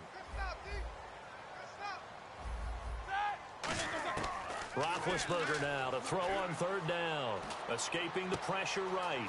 He's got his man here. It's Green. And he's brought down after a good game. Looked like the defense put pretty good pressure on him, but he's able to flush out to his right to try and evade people. On the run, had to get on his horse. Still accurately throws a nice pass for a first down. And the offense lining up 1st and 10.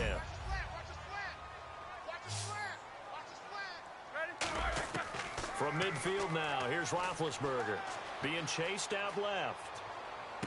Out left here, it's complete to Wheaton. And he gets this one all the way down inside the 15. That one goes for 36 yards.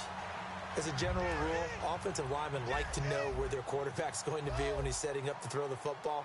But sometimes they just have to get on the run, get on the move. He was able to do that on that play and picks up a first down with a nice throw. In 12 regular season games this last year for Bell, averaging over 150 yards from scrimmage. First 2 games in the playoffs were great, but, you know, getting injured in the final game probably leaves a bad taste in his mouth. Leaves a bad taste.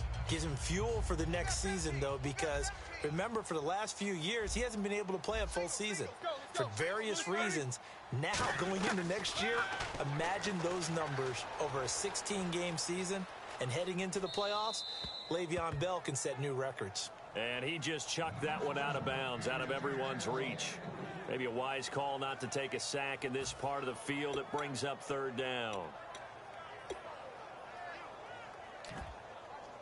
3rd down here for the offense after the incomplete pass. Here we go. Black 80. Here we go, D. Here I come again. Here I come again. Watch twist. Kanye's Mike. Switch. On 3rd down, Roethlisberger. And a big loss here as he's taken down. Cassius Marsh in there to make the play. It'll be a loss of 14, and it'll bring up a 4th down.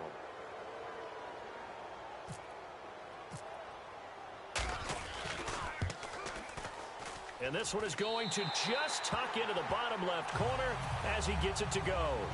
And the Steelers will jump out to a 3-zip lead. So the opening drive for them here on their home turf results in a field goal. Now that's the way you want to get things started. Your stadium, your crowd, you've got the ball, put points on the board first, and let everyone start to celebrate. And last year, that would have been a net gain of 5 on the return. This year, he stopped where he would have been if he had taken a knee, and that's at the 25.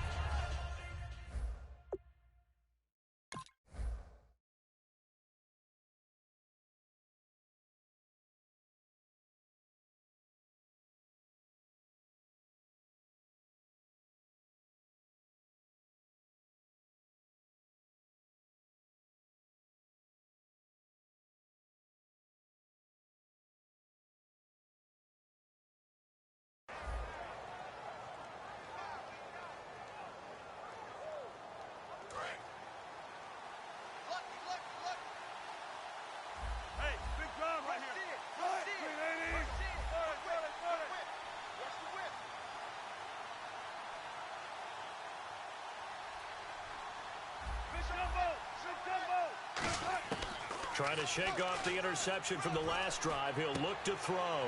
Into a double team, and it's intercepted. A great read, and it's picked off. And they take over. They'll set up shop at the 46-yard line. Now the Steelers offense gets ready to get back onto the field. And they split the uprights last time for 3. They've got the lead. They're not going to play this conservative. They're not hoping for another field goal. They're hoping for a touchdown. I'm with you on that one. I like where your head is. And this is caught. It's Bryant, and it's a Steeler touchdown. Martavis Bryant, 45 yards. And the Steelers find a way to stretch their lead.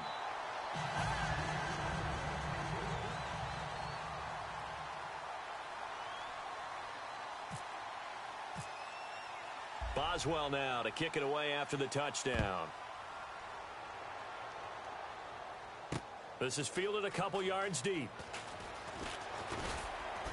And he's able to get it across the 20, but not by much, as he's marked down at the 21-yard line. The Seahawks offense now, they get set to go back to work.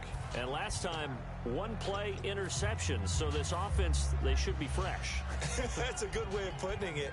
And I can't wait to see what they decide to do with play calling, because a one-play drive where you throw an interception, a lot of people would think the very next time out, run the football, don't give him a chance. Maybe play action? I think maybe you go play action, show your quarterback, you get a little confidence in him, and let him fling another one.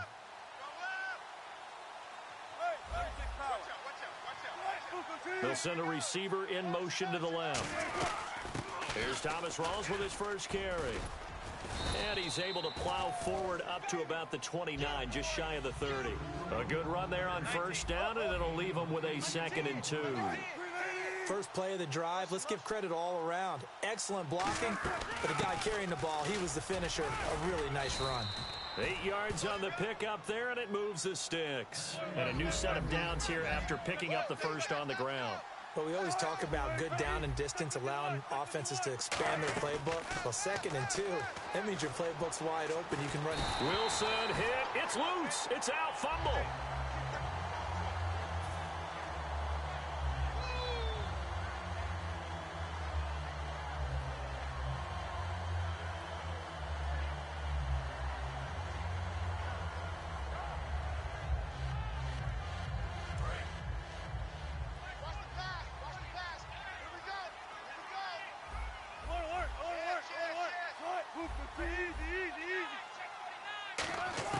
On 2nd down, here's Wilson. It's caught, block it. And he'll be brought down shy of the 40 at the 38-yard line. He'll wind up getting 11 on that one.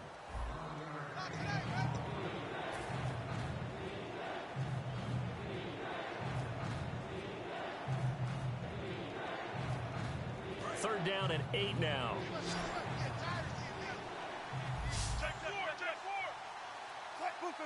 They'll send a receiver in motion left.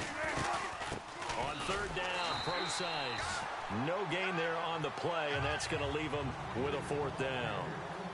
One of the things I love about this game is there's a match of wits throughout the game. Who's going to get the advantage? Who's going to catch someone off guard? It's like the offense thought they might catch the defense off balance with that play call, but unfortunately, that didn't work for them. He's got Curse. That'll be a gain of 16. And on 4th down, they're able to convert and move the sticks. I don't know if I agree with that. I guess they don't care if I agree with that. But, boy, you have to be surprised by that, right? I definitely was surprised that they decided to go for it in this situation. But they must have either felt like they either had a great play call on or they're trying to show extreme confidence. They try the corner route there, Charles, and it works to perfection. Boy, that's hard on a defensive back because if you get any fake or move to the inside, you have to respect it, and then the receiver breaks back to the sideline. Complete. Richardson has it. It'll be a pickup of 10 yards. And that'll bring up a second and just about a few inches here.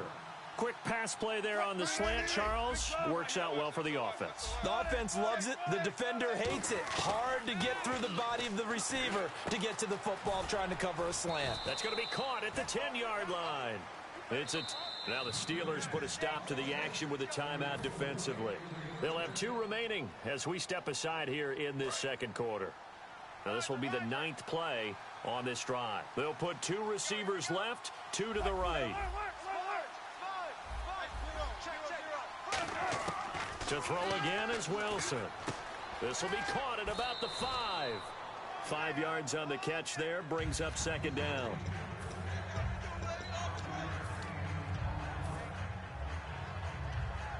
And the seemingly endless drive continues. Looking to jam the receivers at the line here. Press coverage look defensively. And they'll turn to the power game to try to get in. And he will take this one in for the Seattle touchdown. Marcel Reese taking it in from 2 yards out. And the Seahawks able to make this a close game again. Hauschka now to send this one away following the score.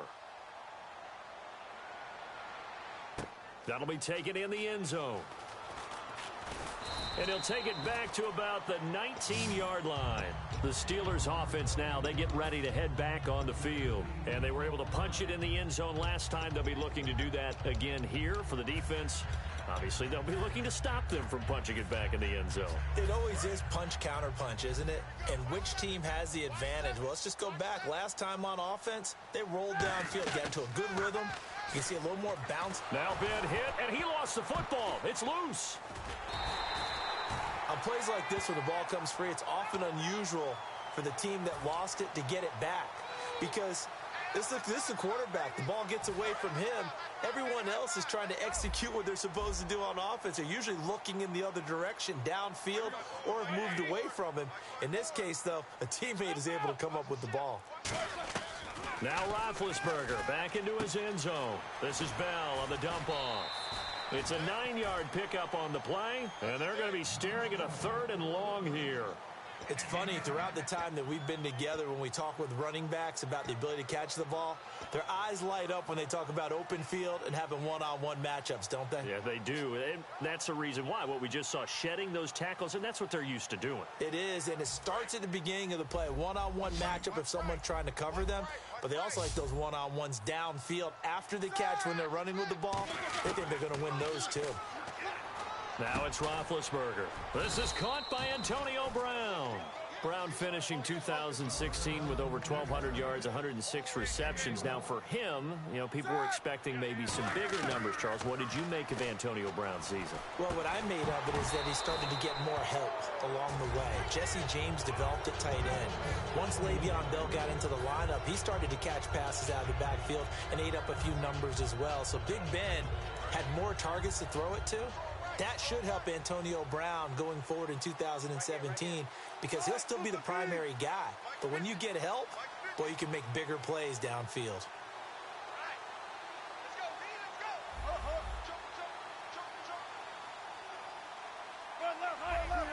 They'll bring a receiver in motion left. They'll run it now out of the gun.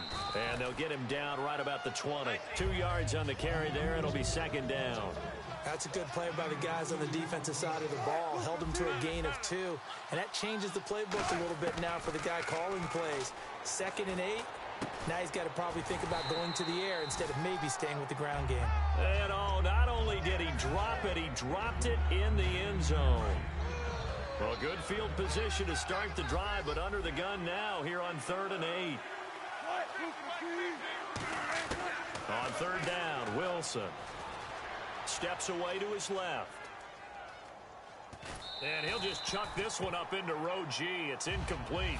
Partner, how many times have you heard it? Pressure creates diamonds, right?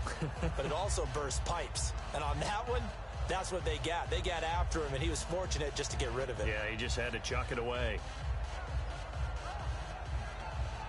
So on fourth down, on comes Stephen Hauschka to try and get the Seahawks 3.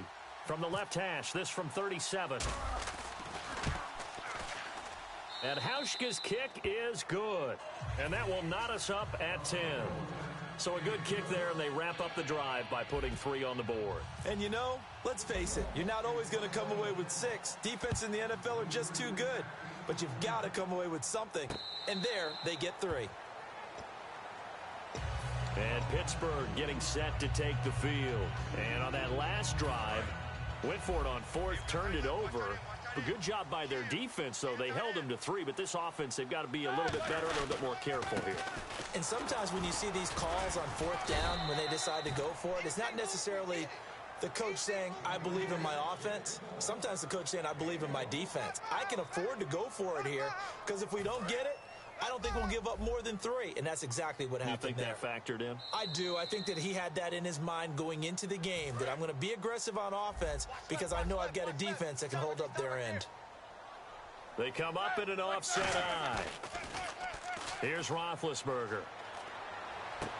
And Bryant's got it over the middle. And they're going to get this one all the way out across the 45. Well, we know he's got the speed there. He needed the speed and the hands. A great catch. And because of that speed, you have to respect it as a defender. So you have to either play off or make sure you're somehow in contact with him. And he's able to do exactly what you said. Use the speed to his advantage and go up and get the football. That's a big-time play right there. He's going to launch this. Now a clash of bodies here, and it's intercepted. Picked off by Deshaun Shedd. And a big turnover there as his guys will get the football back. The Seahawks offense now, they get ready to head back onto the field. And after the field goal last time, let's see what they can get here. At least they got points out of the last drive, Charles. I never met an offensive coach that didn't want to drive to end with a kick. Most of them wanted to end with a PAT, right? In this case, a field goal, they'll take it. Way better than the alternative, which is a punt. Yeah, but you met fan bases that wanted that, that weren't happy with that field goal. I haven't met a fan base yet that wants to drive to end with a kick, other than the extra point. That's it. They start on the ground with Rawls. And he'll get this up over the 25 to the 26. It's a 6-yard pickup, and it gets him to 2nd and 4. And the offense moving quickly to the line. And once again, leverage wins. The offensive line, lower than the defensive front. They moved them and found some good space for the guy carrying the ball. Flushed out right. Now he'll let it go deep right side. And that's caught inside the 35. Now whistles come in. We're going to get a timeout here by the offense. It's just their first, so they'll have 2 remaining here before we get to halftime. And he motions the wide receiver.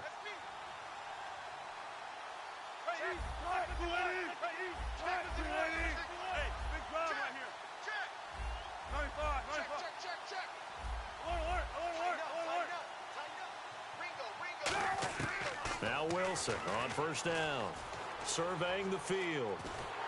And no escaping this time as he'll go down. They got him for a sack. James Harrison able to use that strength and get him for a loss of 2.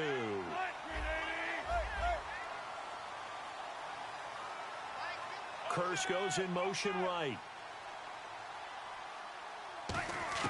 Now Wilson on 2nd down. Flush to his right. Now he's going to throw it deep to the other side of the field. And he can't hang on. That's definitely going to be one he wishes he had back. Incomplete in the end zone. When teams take shots at the end zone, you've got to defend it the same way you would defend the first down sticks. You defend the goal line exactly the same way. They can't cross that. You play through the receivers. And on that play, that's exactly what they did and batted it away. The wide receiver moving to a new spot. Here's Wilson. He's going to let it go again. And it's knocked away and incomplete. Tremendous field position there and a perfect time to do exactly what they did. Take a shot at the end zone. And they went for the big play, just unable to complete it. And this will split the uprights. It's right down the middle. And they will take the lead at 13-10. So they kick it through to take the lead. There is a little bit of time left, though, here in the second quarter. And while they're concerned about not giving up a big return or giving up points themselves going into the half, how good do they feel, though, putting points on the board themselves right near the end of the first half? And Pittsburgh getting set to take the field. And from this spot in the field with the clock where it's at, you think we're just going to see a knee and that's it? And I think in this situation, that's the proper play. But we do know there's some risk takers out there that may want to take one more shot.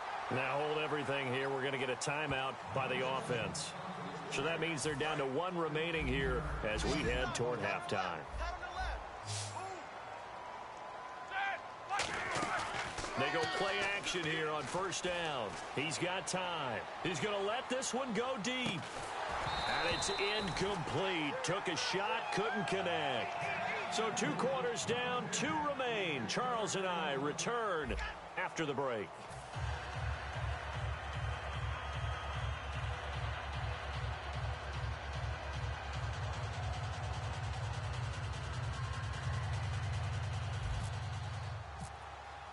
Both teams appear ready for the fight ahead, and we resume action here in quarter number 3.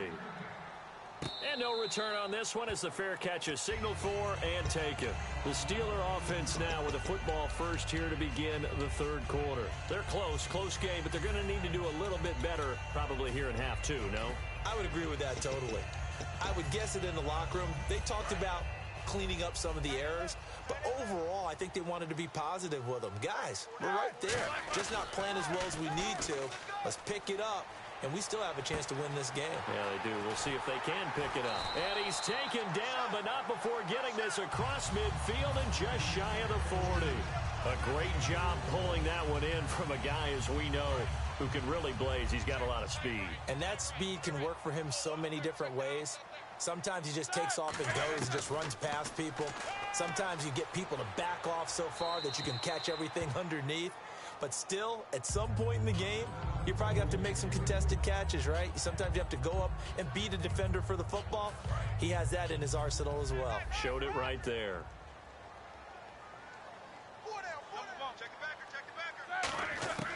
Again on 2nd and 10, it's Roethlisberger. Now he'll dump it underneath to his running back, complete.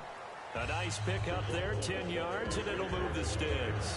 And this is why trying to cover the angle route is so difficult. Anyone playing the linebacker position, when they see a running back out of the backfield widen, because he heads towards the flat first, oftentimes you widen too much and overcommit. He cuts up inside, and that's what we saw there. A nice pickup for a first down. It's a 6-yard gain on the ground, and that'll make it 2nd and 4. And that looked like some pretty easy yardage there right up the gut. And he's a guy that has some height to him. So when you don't have to drop a shoulder or create or get through contact or trash, makes it a lot easier to stay upright, see the field, and make a run as we just saw there. And the next snap coming inside the red zone here. Now a first down carry by Bell. And able to break one tackle, but then quickly brought down. A gain of 3, 2nd down. And here comes play number 6 on this drive. I do know from experience that when you slow down someone's running game, you're now doing the dictating on defense. And guess what? Now you're getting ready to tee off on their quarterback because they have to throw it all the time. But you still have to be alert for the draws and other plays of that nature to make sure you don't get hurt. Well, so many times we look at a short run and we praise the offense for trying to set the tempo and establish things. But the defensive guys, hey, they just won the battle there. It wasn't a big run given up. They don't always have to absorb the body blows. Sometimes they dish them out themselves. Hammering for the goal line. He loses the football. And the Seahawks have picked it up. There he goes left side. And a very good return as he'll take it all the way up to the 40-yard line. A look at the offense now here coming back out on the road for their first possession of the second half. And fortunate to get points on the board last time. They had to hit a really long field goal to do so. The kickers in today's game are so good and so skilled and hit from distances that we almost start to take them for granted. And we can't do that. That's a long field goal that they got 3 points out of. They've got to. It's caught inside the 25. They give him a gain of 38. Sometimes it's designed, and sometimes you just have to know when to leave the pocket and move and make something happen. And on that play, he was able to get on the run and was still accurate throwing the football. They'll put 2 receivers left, 2 to the right. They'll send Baldwin in motion left. Throwing now, Wilson on first down. And he'll be hit as he releases it, and that'll fall incomplete. When defenses get to the quarterback that quickly, a lot of times it's called a jailbreak. It wasn't quite that fast, but fast enough that he had no time to look downfield and set himself to throw the ball. And as he tried to do that, he was hit, and it forced an incompletion. 2nd and 10 now, Wilson. And he is in for the Seattle touchdown. Jermaine Kearse, a 22-yard touchdown grab. And the fumble recovery leads to 6 points for the Seahawks. Hauschka now to send this one away following the score. And a fair catch signaled for and taken successfully. And Pittsburgh getting set to take the field. And so close to hitting pay dirt last time, fumbling down near the goal line. Now, how does that affect their psyche this time around? It's a tester, that's for sure, because to be that close and come away with no points is really disappointing, not just for the guys on offense, but the defensive players, too, who thought, hey, we're going to put some points up and have a little momentum going. They've got to find a way to just get it out of their minds, let it go, short-term memory, and move on to the next series. They'll start the drive with a carry by Bell. And he'll work his way across the 30 to the 32. It's a 7-yard carry to set them up with a 2nd and 3. They're going to hurry back to the line now. And that was a good run, and it should get the attention of the defense, but it can't just dwell on it. They've been playing so well this entire game. Maybe they just look at it and say, okay, congratulations, you got one on us, and just not let it turn into more. So many teams want to throw the ball in this situation nowadays, but I love watching a team that has enough confidence to go ahead and run the football in that situation. That's almost a tendency breaker. A gain of 4 on the play, and that'll bring up 2nd down. If you're running out route, it's likely you end up near the sideline. And what did we just see there? Toe tap. You got it. The benefits of practice. Toe tapping, foot dragging, picking it up, and making sure it was a catch.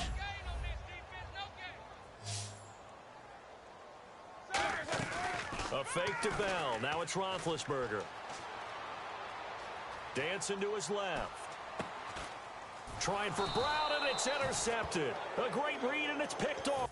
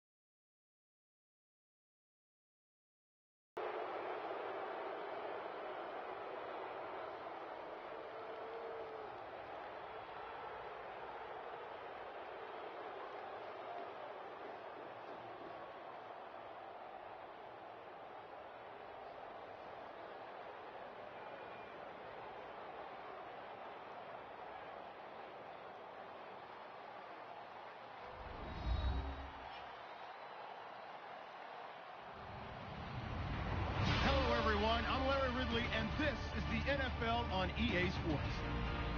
Tonight's matchup features two quarterbacks who will be trying to lead their team to victory. It's Ryan's Falcons going up against Wilson Seahawks. So let's get you up to CenturyLink Field in Seattle. On the call, here are Brandon Guyton and Charles Davis. Thank you very much, Larry. We are here on a beautiful afternoon for football. Today, we've got a good NFC matchup on tap between the Atlanta Falcons and the Seattle Seahawks.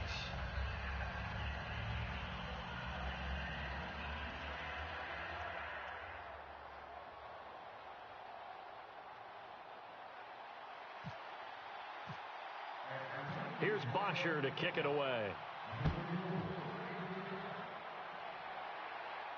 This will be taken in at the 1.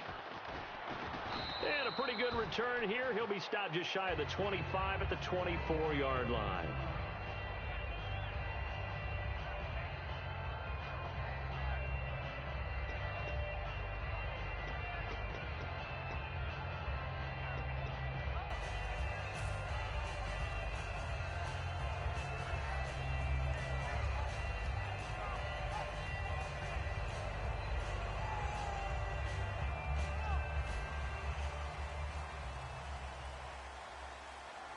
Looks like the defense in press coverage here. Let's go.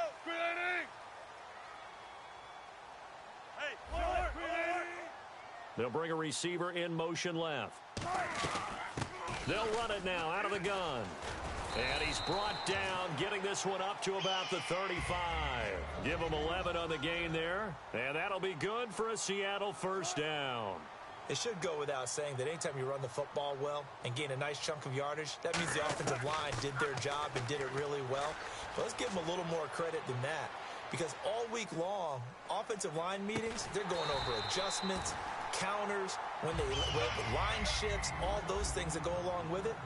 And yet, you still have to be physical, and that's what they did on the first play. 19. On first down, Wilson. Escaping the pressure right. Now he'll let it go deep left side. This is caught inside the 15. A pickup there of 37. And the Seahawks are going to have a first and goal. Brandon, so many times we see the crossing route start as a quick hitter, but in this play, he had time in the pocket and waited for him to clear going across. From the gun, it's Wilson. Great protection. Eluding, and no escaping this time as he'll go down. They got him for a sack. Adrian Claiborne in there to get him for a loss of 5. He took a hit on that last play. Now let's see how he and the offense respond on second. Take 51. 14, Zebra. On second down, Wilson looking for someone to throw to. And he's going to go down. Sacked right around the 17. Vic Beasley in there to drop him, and sacks on first and second downs are going to lead to a 3rd and long. 3rd and long, it's Wilson. And too much on that one. It's out of the back of the end zone, incomplete. So on 4th down, on comes Stephen Hauschka to try and get the Seahawks 3. A 33-yarder from the left hash. And Hauschka's kick is good.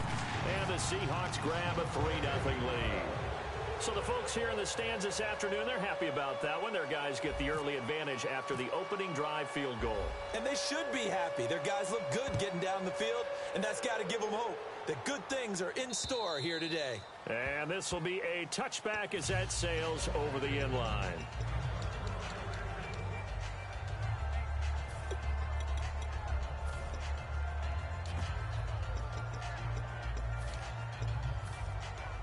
The defensive line disperses a little bit here, maybe expecting a pass. Ready. Let's go.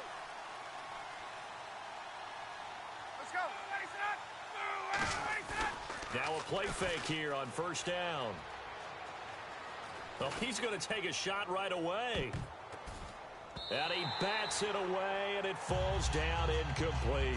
Trying to get that in the hands of Devontae Freeman that time. And that'll bring up second down.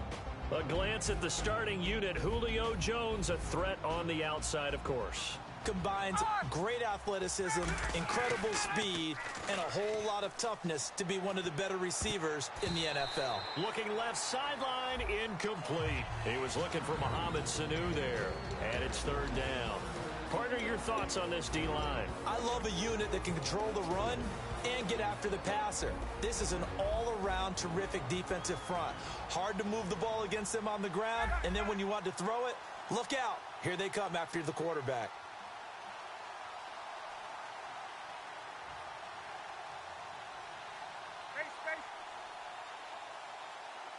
And on third down, a nickel formation here defensively.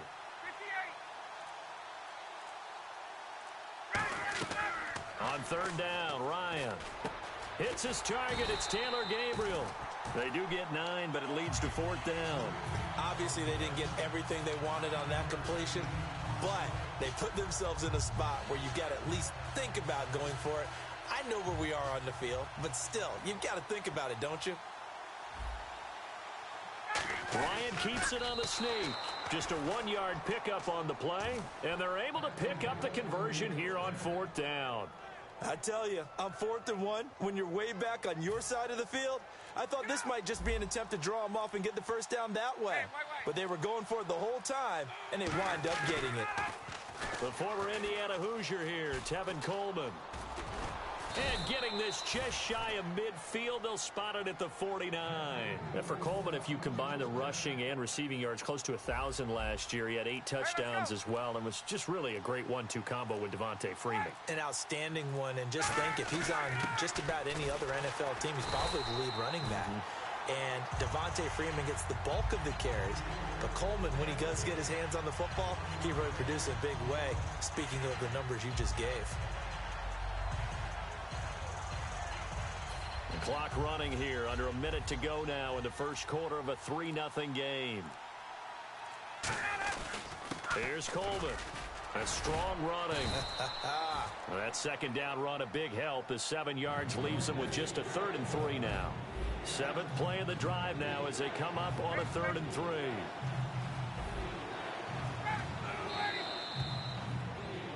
Alongside Charles Davis, Brandon Gordon, it's the Falcons.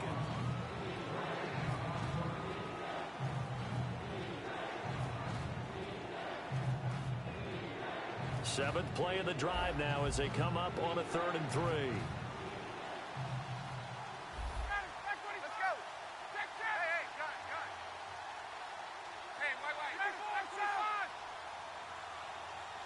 And the wideout in motion. Hey, let's go.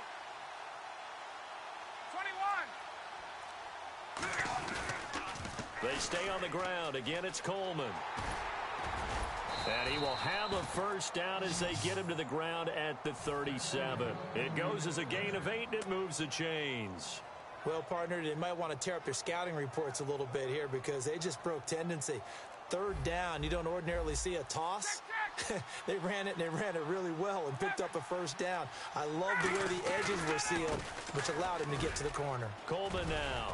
And he's going to get this inside the 30. It'll go as a gain of 10 there. And the Falcons are going to get a first. Well, they're certainly running the ball pretty well on this drive, and all I remember as a secondary guy was if you're making a lot of tackles in a game, that's usually not good for your defense. You've got to figure out how to keep things in front of you because you know there's 3 levels, defensive line, linebackers, and into the secondary. And if the 3rd level is leading your team in tackles, as a general rule, things aren't going so well for your defense. And they've got it inside the 10 at the 8. 19 yards on the pickup there, and now they'll have it 1st and goal.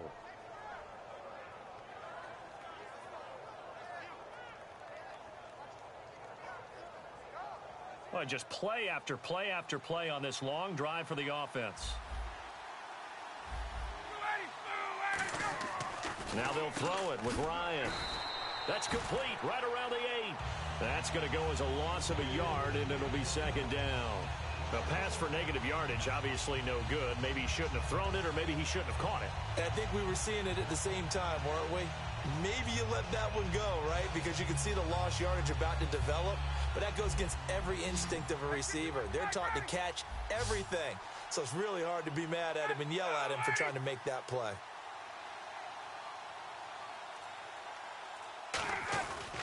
Coleman stiff-armed him and able to break one tackle, but then quickly brought down. But a nice little gain. This is kind of one of those in-between plays here, Charles, on 3rd and goal from the 2 or the 3 in that area. What do you dial up? Something quick hitting. You don't have the time for something that develops slowly. It's got to be right at them if you're going to run the football. And if you're going to throw it, something quick, get it out of your hands in a hurry. And when you watch Devontae Freeman run the football, you can almost close your eyes and hear him running the football, can't you? Because people just scatter. I mean, you know, when he goes through a pile, it moves in a positive direction for him. I just love how hard he plays the game. 1,000-yard season. He had 11 touchdowns last year. In March, 25 years old. So he's kind of hitting that sweet spot for a running back, isn't he? He really is, and I still remember the evaluation of him coming out of college. He does everything well, but you weren't sure he had a dominant trait. Well, wrong about that. He's dominant just about everything he does, and I think that he's going to continue to elevate his game and seek a 3rd Pro Bowl in 2017. And the Seahawks get ready to trot out on the field. And they're not going to play this conservative, I don't think. They had the field goal last time, and they're up, but they're looking to put a drive in the end zone. Oh, I agree with you totally. No one goes out on the field and says, all right, let's just settle for 3, except in certain situations, trying to ice a game, that sort of deal. Most of the time, it's end zone, and that's what you're thinking, and I believe that's exactly what they're thinking as they begin this one. Yeah, no quarterback ever goes out there saying, hey, let's get 3, right? Not one that I've ever met. 2nd and just 1. And on the outside, they're playing press coverage. They'll send a receiver in motion to the left. They'll send a receiver in motion to the right.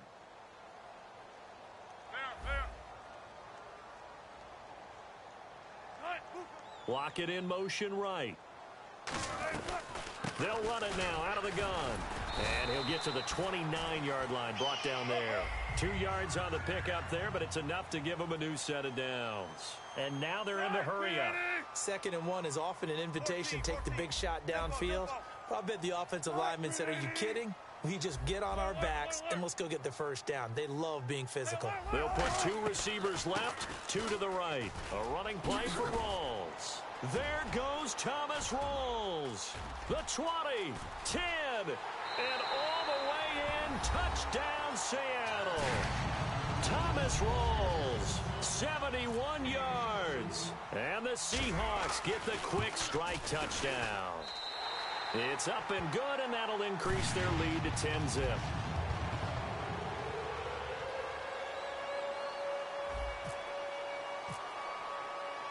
Hauschka now to send this one away following the score. This is fielded at the goal line. And not a bad return here. He gets it out to the 25-yard line. Atlanta now coming out on the field. And last time, they had it 4th and goal, rolled the dice, didn't get it. Now they've got to put that behind them, try to put together another drive. A simple tip of the cap, a nod of the head to the defense. Congratulations, you got us last time. But you didn't hold us the whole time. We got down to position. We were able to be in position to score. Let's go ahead and attack again. Continue to have that kind of confidence. Not worry about the one play that didn't allow them to get into the end zone. And this time they'll be trying to get it into the end zone. We'll see what they do. CD, wanted to get your thoughts just on the landscape of the offseason for each of these teams. Super Bowl in the rearview mirror, but so much going on. People look at the draft a lot, but there's a lot more that goes into the offseason for these front offices, is there not? It certainly is, and even before we get to the draft, you start with the combine, that's held in Indianapolis every year, and you have about 350 of the top prospects coming together to get their physicals and interviews and on-field performance, and all that will get evaluated along with their game tape. And then you've got the free agents, all right? That starts, I believe, in early March, where now the free agents can start moving around to different teams, so your team's starting to take a little bit of shape there, free agency, because then the draft's coming up. You're trying to put your team together with new draft picks, have everyone start to move in one direction, and then you have the OTAs and minicamps. And he fires one that's intercepted. Picked off by the All-Pro free safety, Earl Thomas. And the return here is stopped at the 35-yard line. Here come the Seahawks now, set to take over on offense. And they'll just simply be looking to build off the confidence of the last time out where they scored a touchdown. And confidence is powerful, isn't it? When you've scored once, you feel like you can go back out there and get it done again. Doesn't matter what the defense throws at them. They feel like they're in a groove right now, and they want to get out there and show it. Yeah, hoping to stay in that groove here this go-around. After the interception, here's Wilson. He's got time in the pocket. And this is caught on the sideline. But no, they'll say out of bounds. He caught it but was not in bounds. Incomplete. That incompletion, Charles, gives me a chance to put you on the clock real quick. NFC teams last year that did not make the playoffs that might make a push this coming year. Well, three that come to mind right away that we thought were going to be in 2016. Minnesota, remember the start they got off to before that didn't work out so well for them. Arizona, we thought they were a lock to be in the playoffs. In fact, many of us called them Super Bowl contenders. And Carolina, the defending NFC champs going into last season, they didn't make it. So I think that all three could return to former glory. I'm going to give you one way off the pace here. You ready? Let's go. The Los Angeles Rams. Ooh. I think if the young quarterback going and that defense continues to live up to expectations, they can make a real strong push in the West. They've got the D. You're right. They just need the O. Looks like a nickel set here defensively on 3rd and 2. Yeah, maybe expecting a throw. Lock it in motion right. They'll run it now out of the gun. Just a yard on the run there, and that's going to bring us to a 4th down. And now a timeout defensively by the Falcons. It's just their first, so they'll have 2 remaining here before we get to halftime. And how about this one now? In their own territory, a gutsy call. They're going to go for this on 4th and a yard. They'll send a receiver in motion left. They'll bring a receiver in motion right. Zebra. Tempo. Hey, 0. Here we go on 4th with Wilson. Complete. Richardson has it. And he will have the first down as he gets this to the 47. Now whistles come in. We're going to get a timeout here by the offense. So that means they're down to 1 remaining here as we head toward halftime.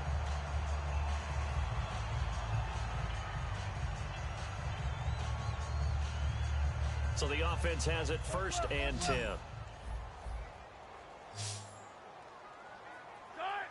They'll bring a receiver in motion left.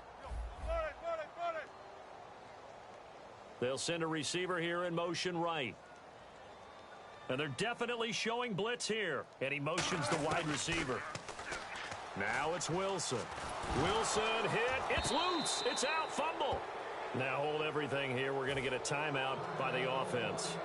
And with halftime on the horizon, they'll be out of timeouts from here forward. The fumble, but they're able to maintain possession. Now it's 2nd down. 14.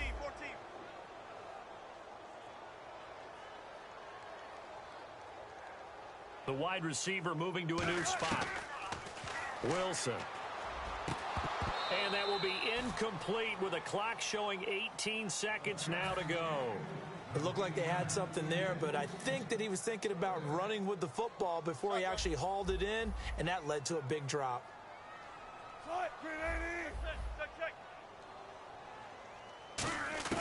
Wilson will throw again. That'll be incomplete as the clock will stop with 14 seconds remaining. But no second guessing the call here. It was 3rd and long, so throwing the football was probably the smart play to try and pick it up. But they don't get it, and now the defense goes off the field feeling pretty good about themselves, gaining some momentum as they force them into a likely punting situation. They'll look to set up his blockers. A nice job on the return there, 16 yards. And there'll be time for maybe one final play before halftime. Atlanta now coming out on the field. And from this spot in the field with the clock where it's at, you think we're just going to see a knee and that's it? And I think in this situation, that's the proper play. But we do know there's some risk takers out there that may want to take one more shot before the clock runs out. And he'll lay out and pull it in. What a diving catch there. Now whistles come in. We're going to get a timeout here by the offense. So as they take it over, we step aside.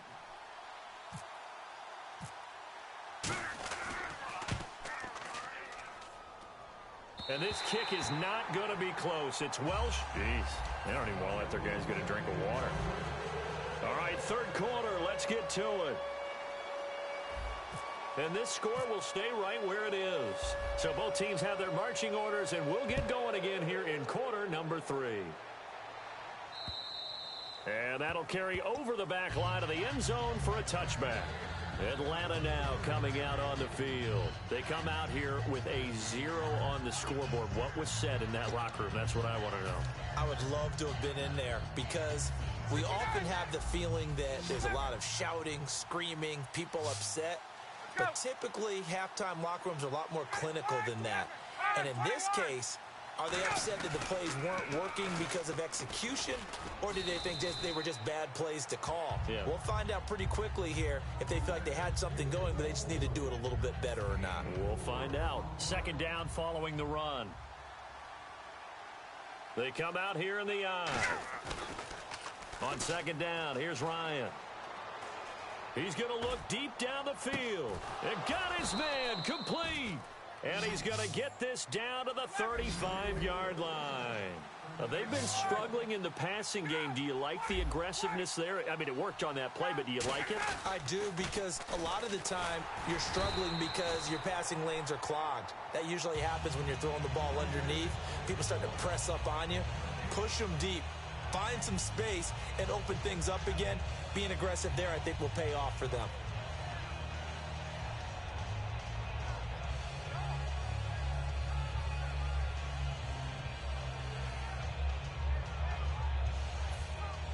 And some changes here as the D-line separates some. They come out 5 wide, 3 of them to the right side. On second down, Ryan. Into double coverage, and it's intercepted. A great read, and it's picked off. And a big turnover there as his guys will get the football back. Here comes the Seahawks offensive unit. They'll have it first to begin the third. They're out in front. Last time they had to punt it away. We'll see if they can add to their lead now. They don't want to go out and punt it away again. This team now wants to get a cushion, put people away. They want to run their offense and have it end up in the end zone. And he finds enough of an opening to get this one back up to his 20. It's a pickup of 4, and it'll bring up second down. With that kind of run on first down, that's a winning type of a run. That just sets things up for them moving forward as they begin the drive. Second down to the offense in search of 6 yards.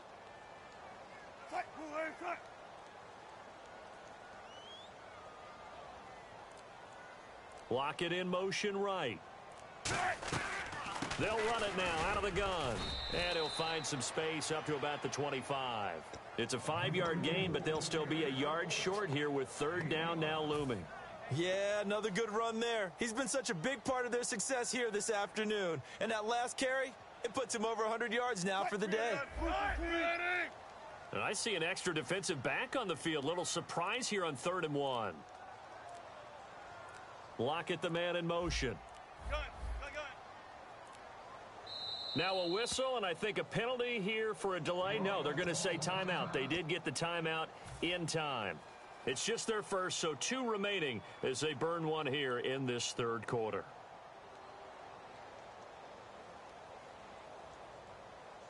Looking to jam the receivers at the line here. Press coverage look defensively. And for the Falcons, 5 men in the secondary now on third. Lock it in motion right. Lockett the man in motion. They'll bring a receiver in motion left.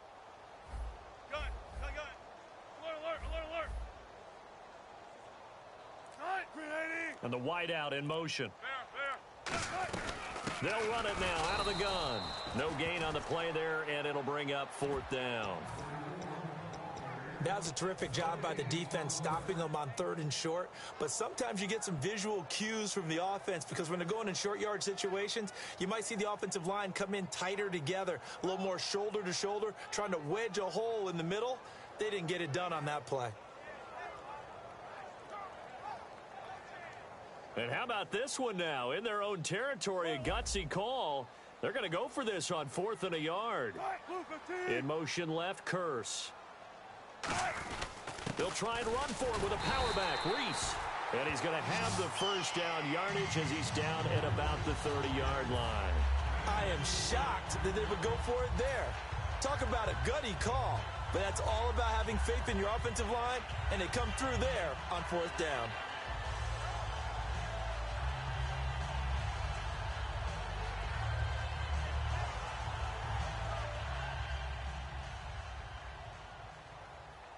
They'll put 2 receivers left, 2 to the right. On 1st and 10, it's Wilson. And he will find his man on the outside. Oh, he breaks a tackle, and he's got an alley.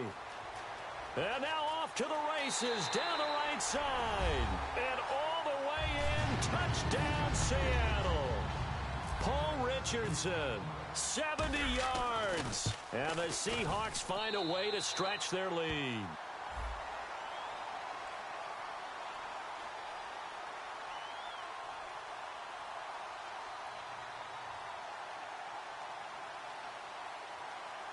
Uh-oh, flag comes out here. This is going to be roughing the kicker. When you're going back there on the kick block, you've got to go to the right point. That didn't happen. Ran into the kicker. The penalty flag had.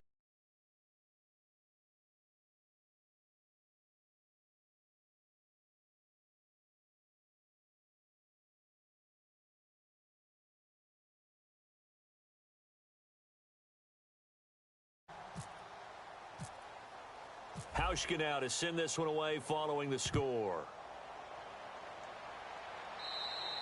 And they will not get a chance to return this one as it's through the end zone for a touchback. And here now come the Falcons.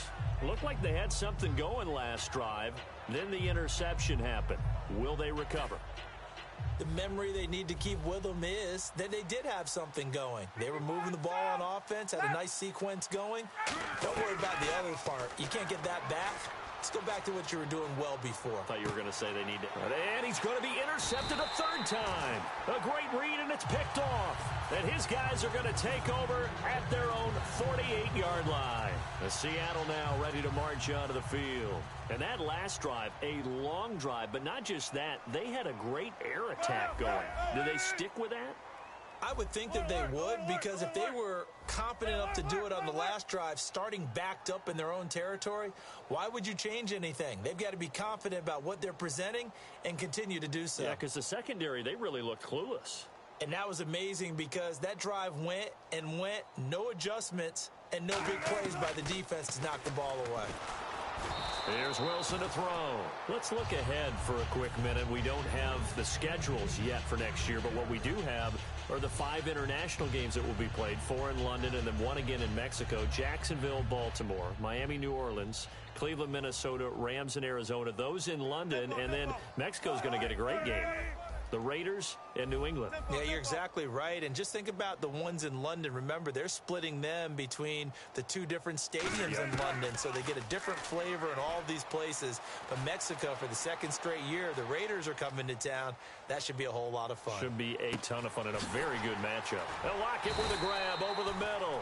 And he gets this one all the way down inside the 20-yard line. I think by now it's been demonstrated quite well in the NFL that mobility is an attribute, but when you couple it with accuracy, you've really got something going, able to get outside the pocket and complete the pass. Now Wilson, forced out to his left. It's a nice pickup of 12 yards, and it gives him a 1st and goal. That was an excellent job of recognizing the situation. His first read wasn't there. Heck, his second read wasn't there. But he bought himself a little extra time scrambling out of the pocket, got to the sticks, and picked up the 1st down. And he will score. Touchdown, Seattle. Tyler Lockett, a 5-yard touchdown. And the Seahawks add on to their lead. As more and more up-tempo football creeps into the NFL game, some coaches don't think time of possession matters anymore. I believe we found one of them. Here's Hauschka for the extra point. And the lead is now 24. Hauschka now to send this one away following the score. And this will not be returnable. It's out of the back of the end zone for a touchback. Atlanta now coming out on the field. And last time wasn't pretty. One play and an interception. We'll see if they can do better. I want to see if they want to go ahead and throw the ball again now on this drive after what happened on the last one. Throw it on the first play. Give the quarterback some confidence. See what happens. Now he'll turn and throw deep back to the other side. It's caught inside the 25. A big play there. Ryan to Jones. 51 yards. So the first connection there, Ryan to Jones, and certainly a big reason they're losing on the scoreboard. As they go as a connection, it's Pierce, so goes the team. And they need to be on the same page, in sync. And they really wish it could have been earlier in the game. Now they've got some ground to make up. Now this will probably be the last play of the quarter. Back now in Seattle, Washington.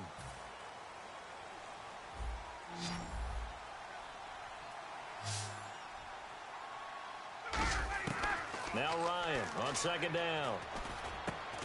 And not only did he drop it, he dropped it in the end zone. Just looking at it from a defensive perspective, when you break the huddle in the red zone, tight end is one of the guys you've got to key on because quarterbacks want the ball in their hands fast in this position, and they want to get it to someone. And in this case, he had the play. They just didn't complete it. The 6 yards on the pickup, and it leaves him with a first and goal. And they're going to speed things up here. Throwing again, Ryan. He's going to flip that out to the flat. It's complete. A loss of a full 3 yards, and now it's second down. Really good defensive effort. They were all over that little swing pass out to the right side, but for lost yardage. Terrific read, better execution, and done with a lot of enthusiasm, wasn't it? Absolutely. They saw it all the way. And his pass is intercepted for the 4th time today. It's the Pro Bowl cornerback, Richard Sherman. And out now come the Seahawks. And they will simply, Charles, be looking to duplicate what they did last drive when they were able to push it in for 6. And they hope it'll be that easy, right? To be able to take exactly what happened before, replicate it. They may have to make a few additional changes along the way because I'm sure the defense will make some adjustments, but they've got to have great confidence having scored the last time out.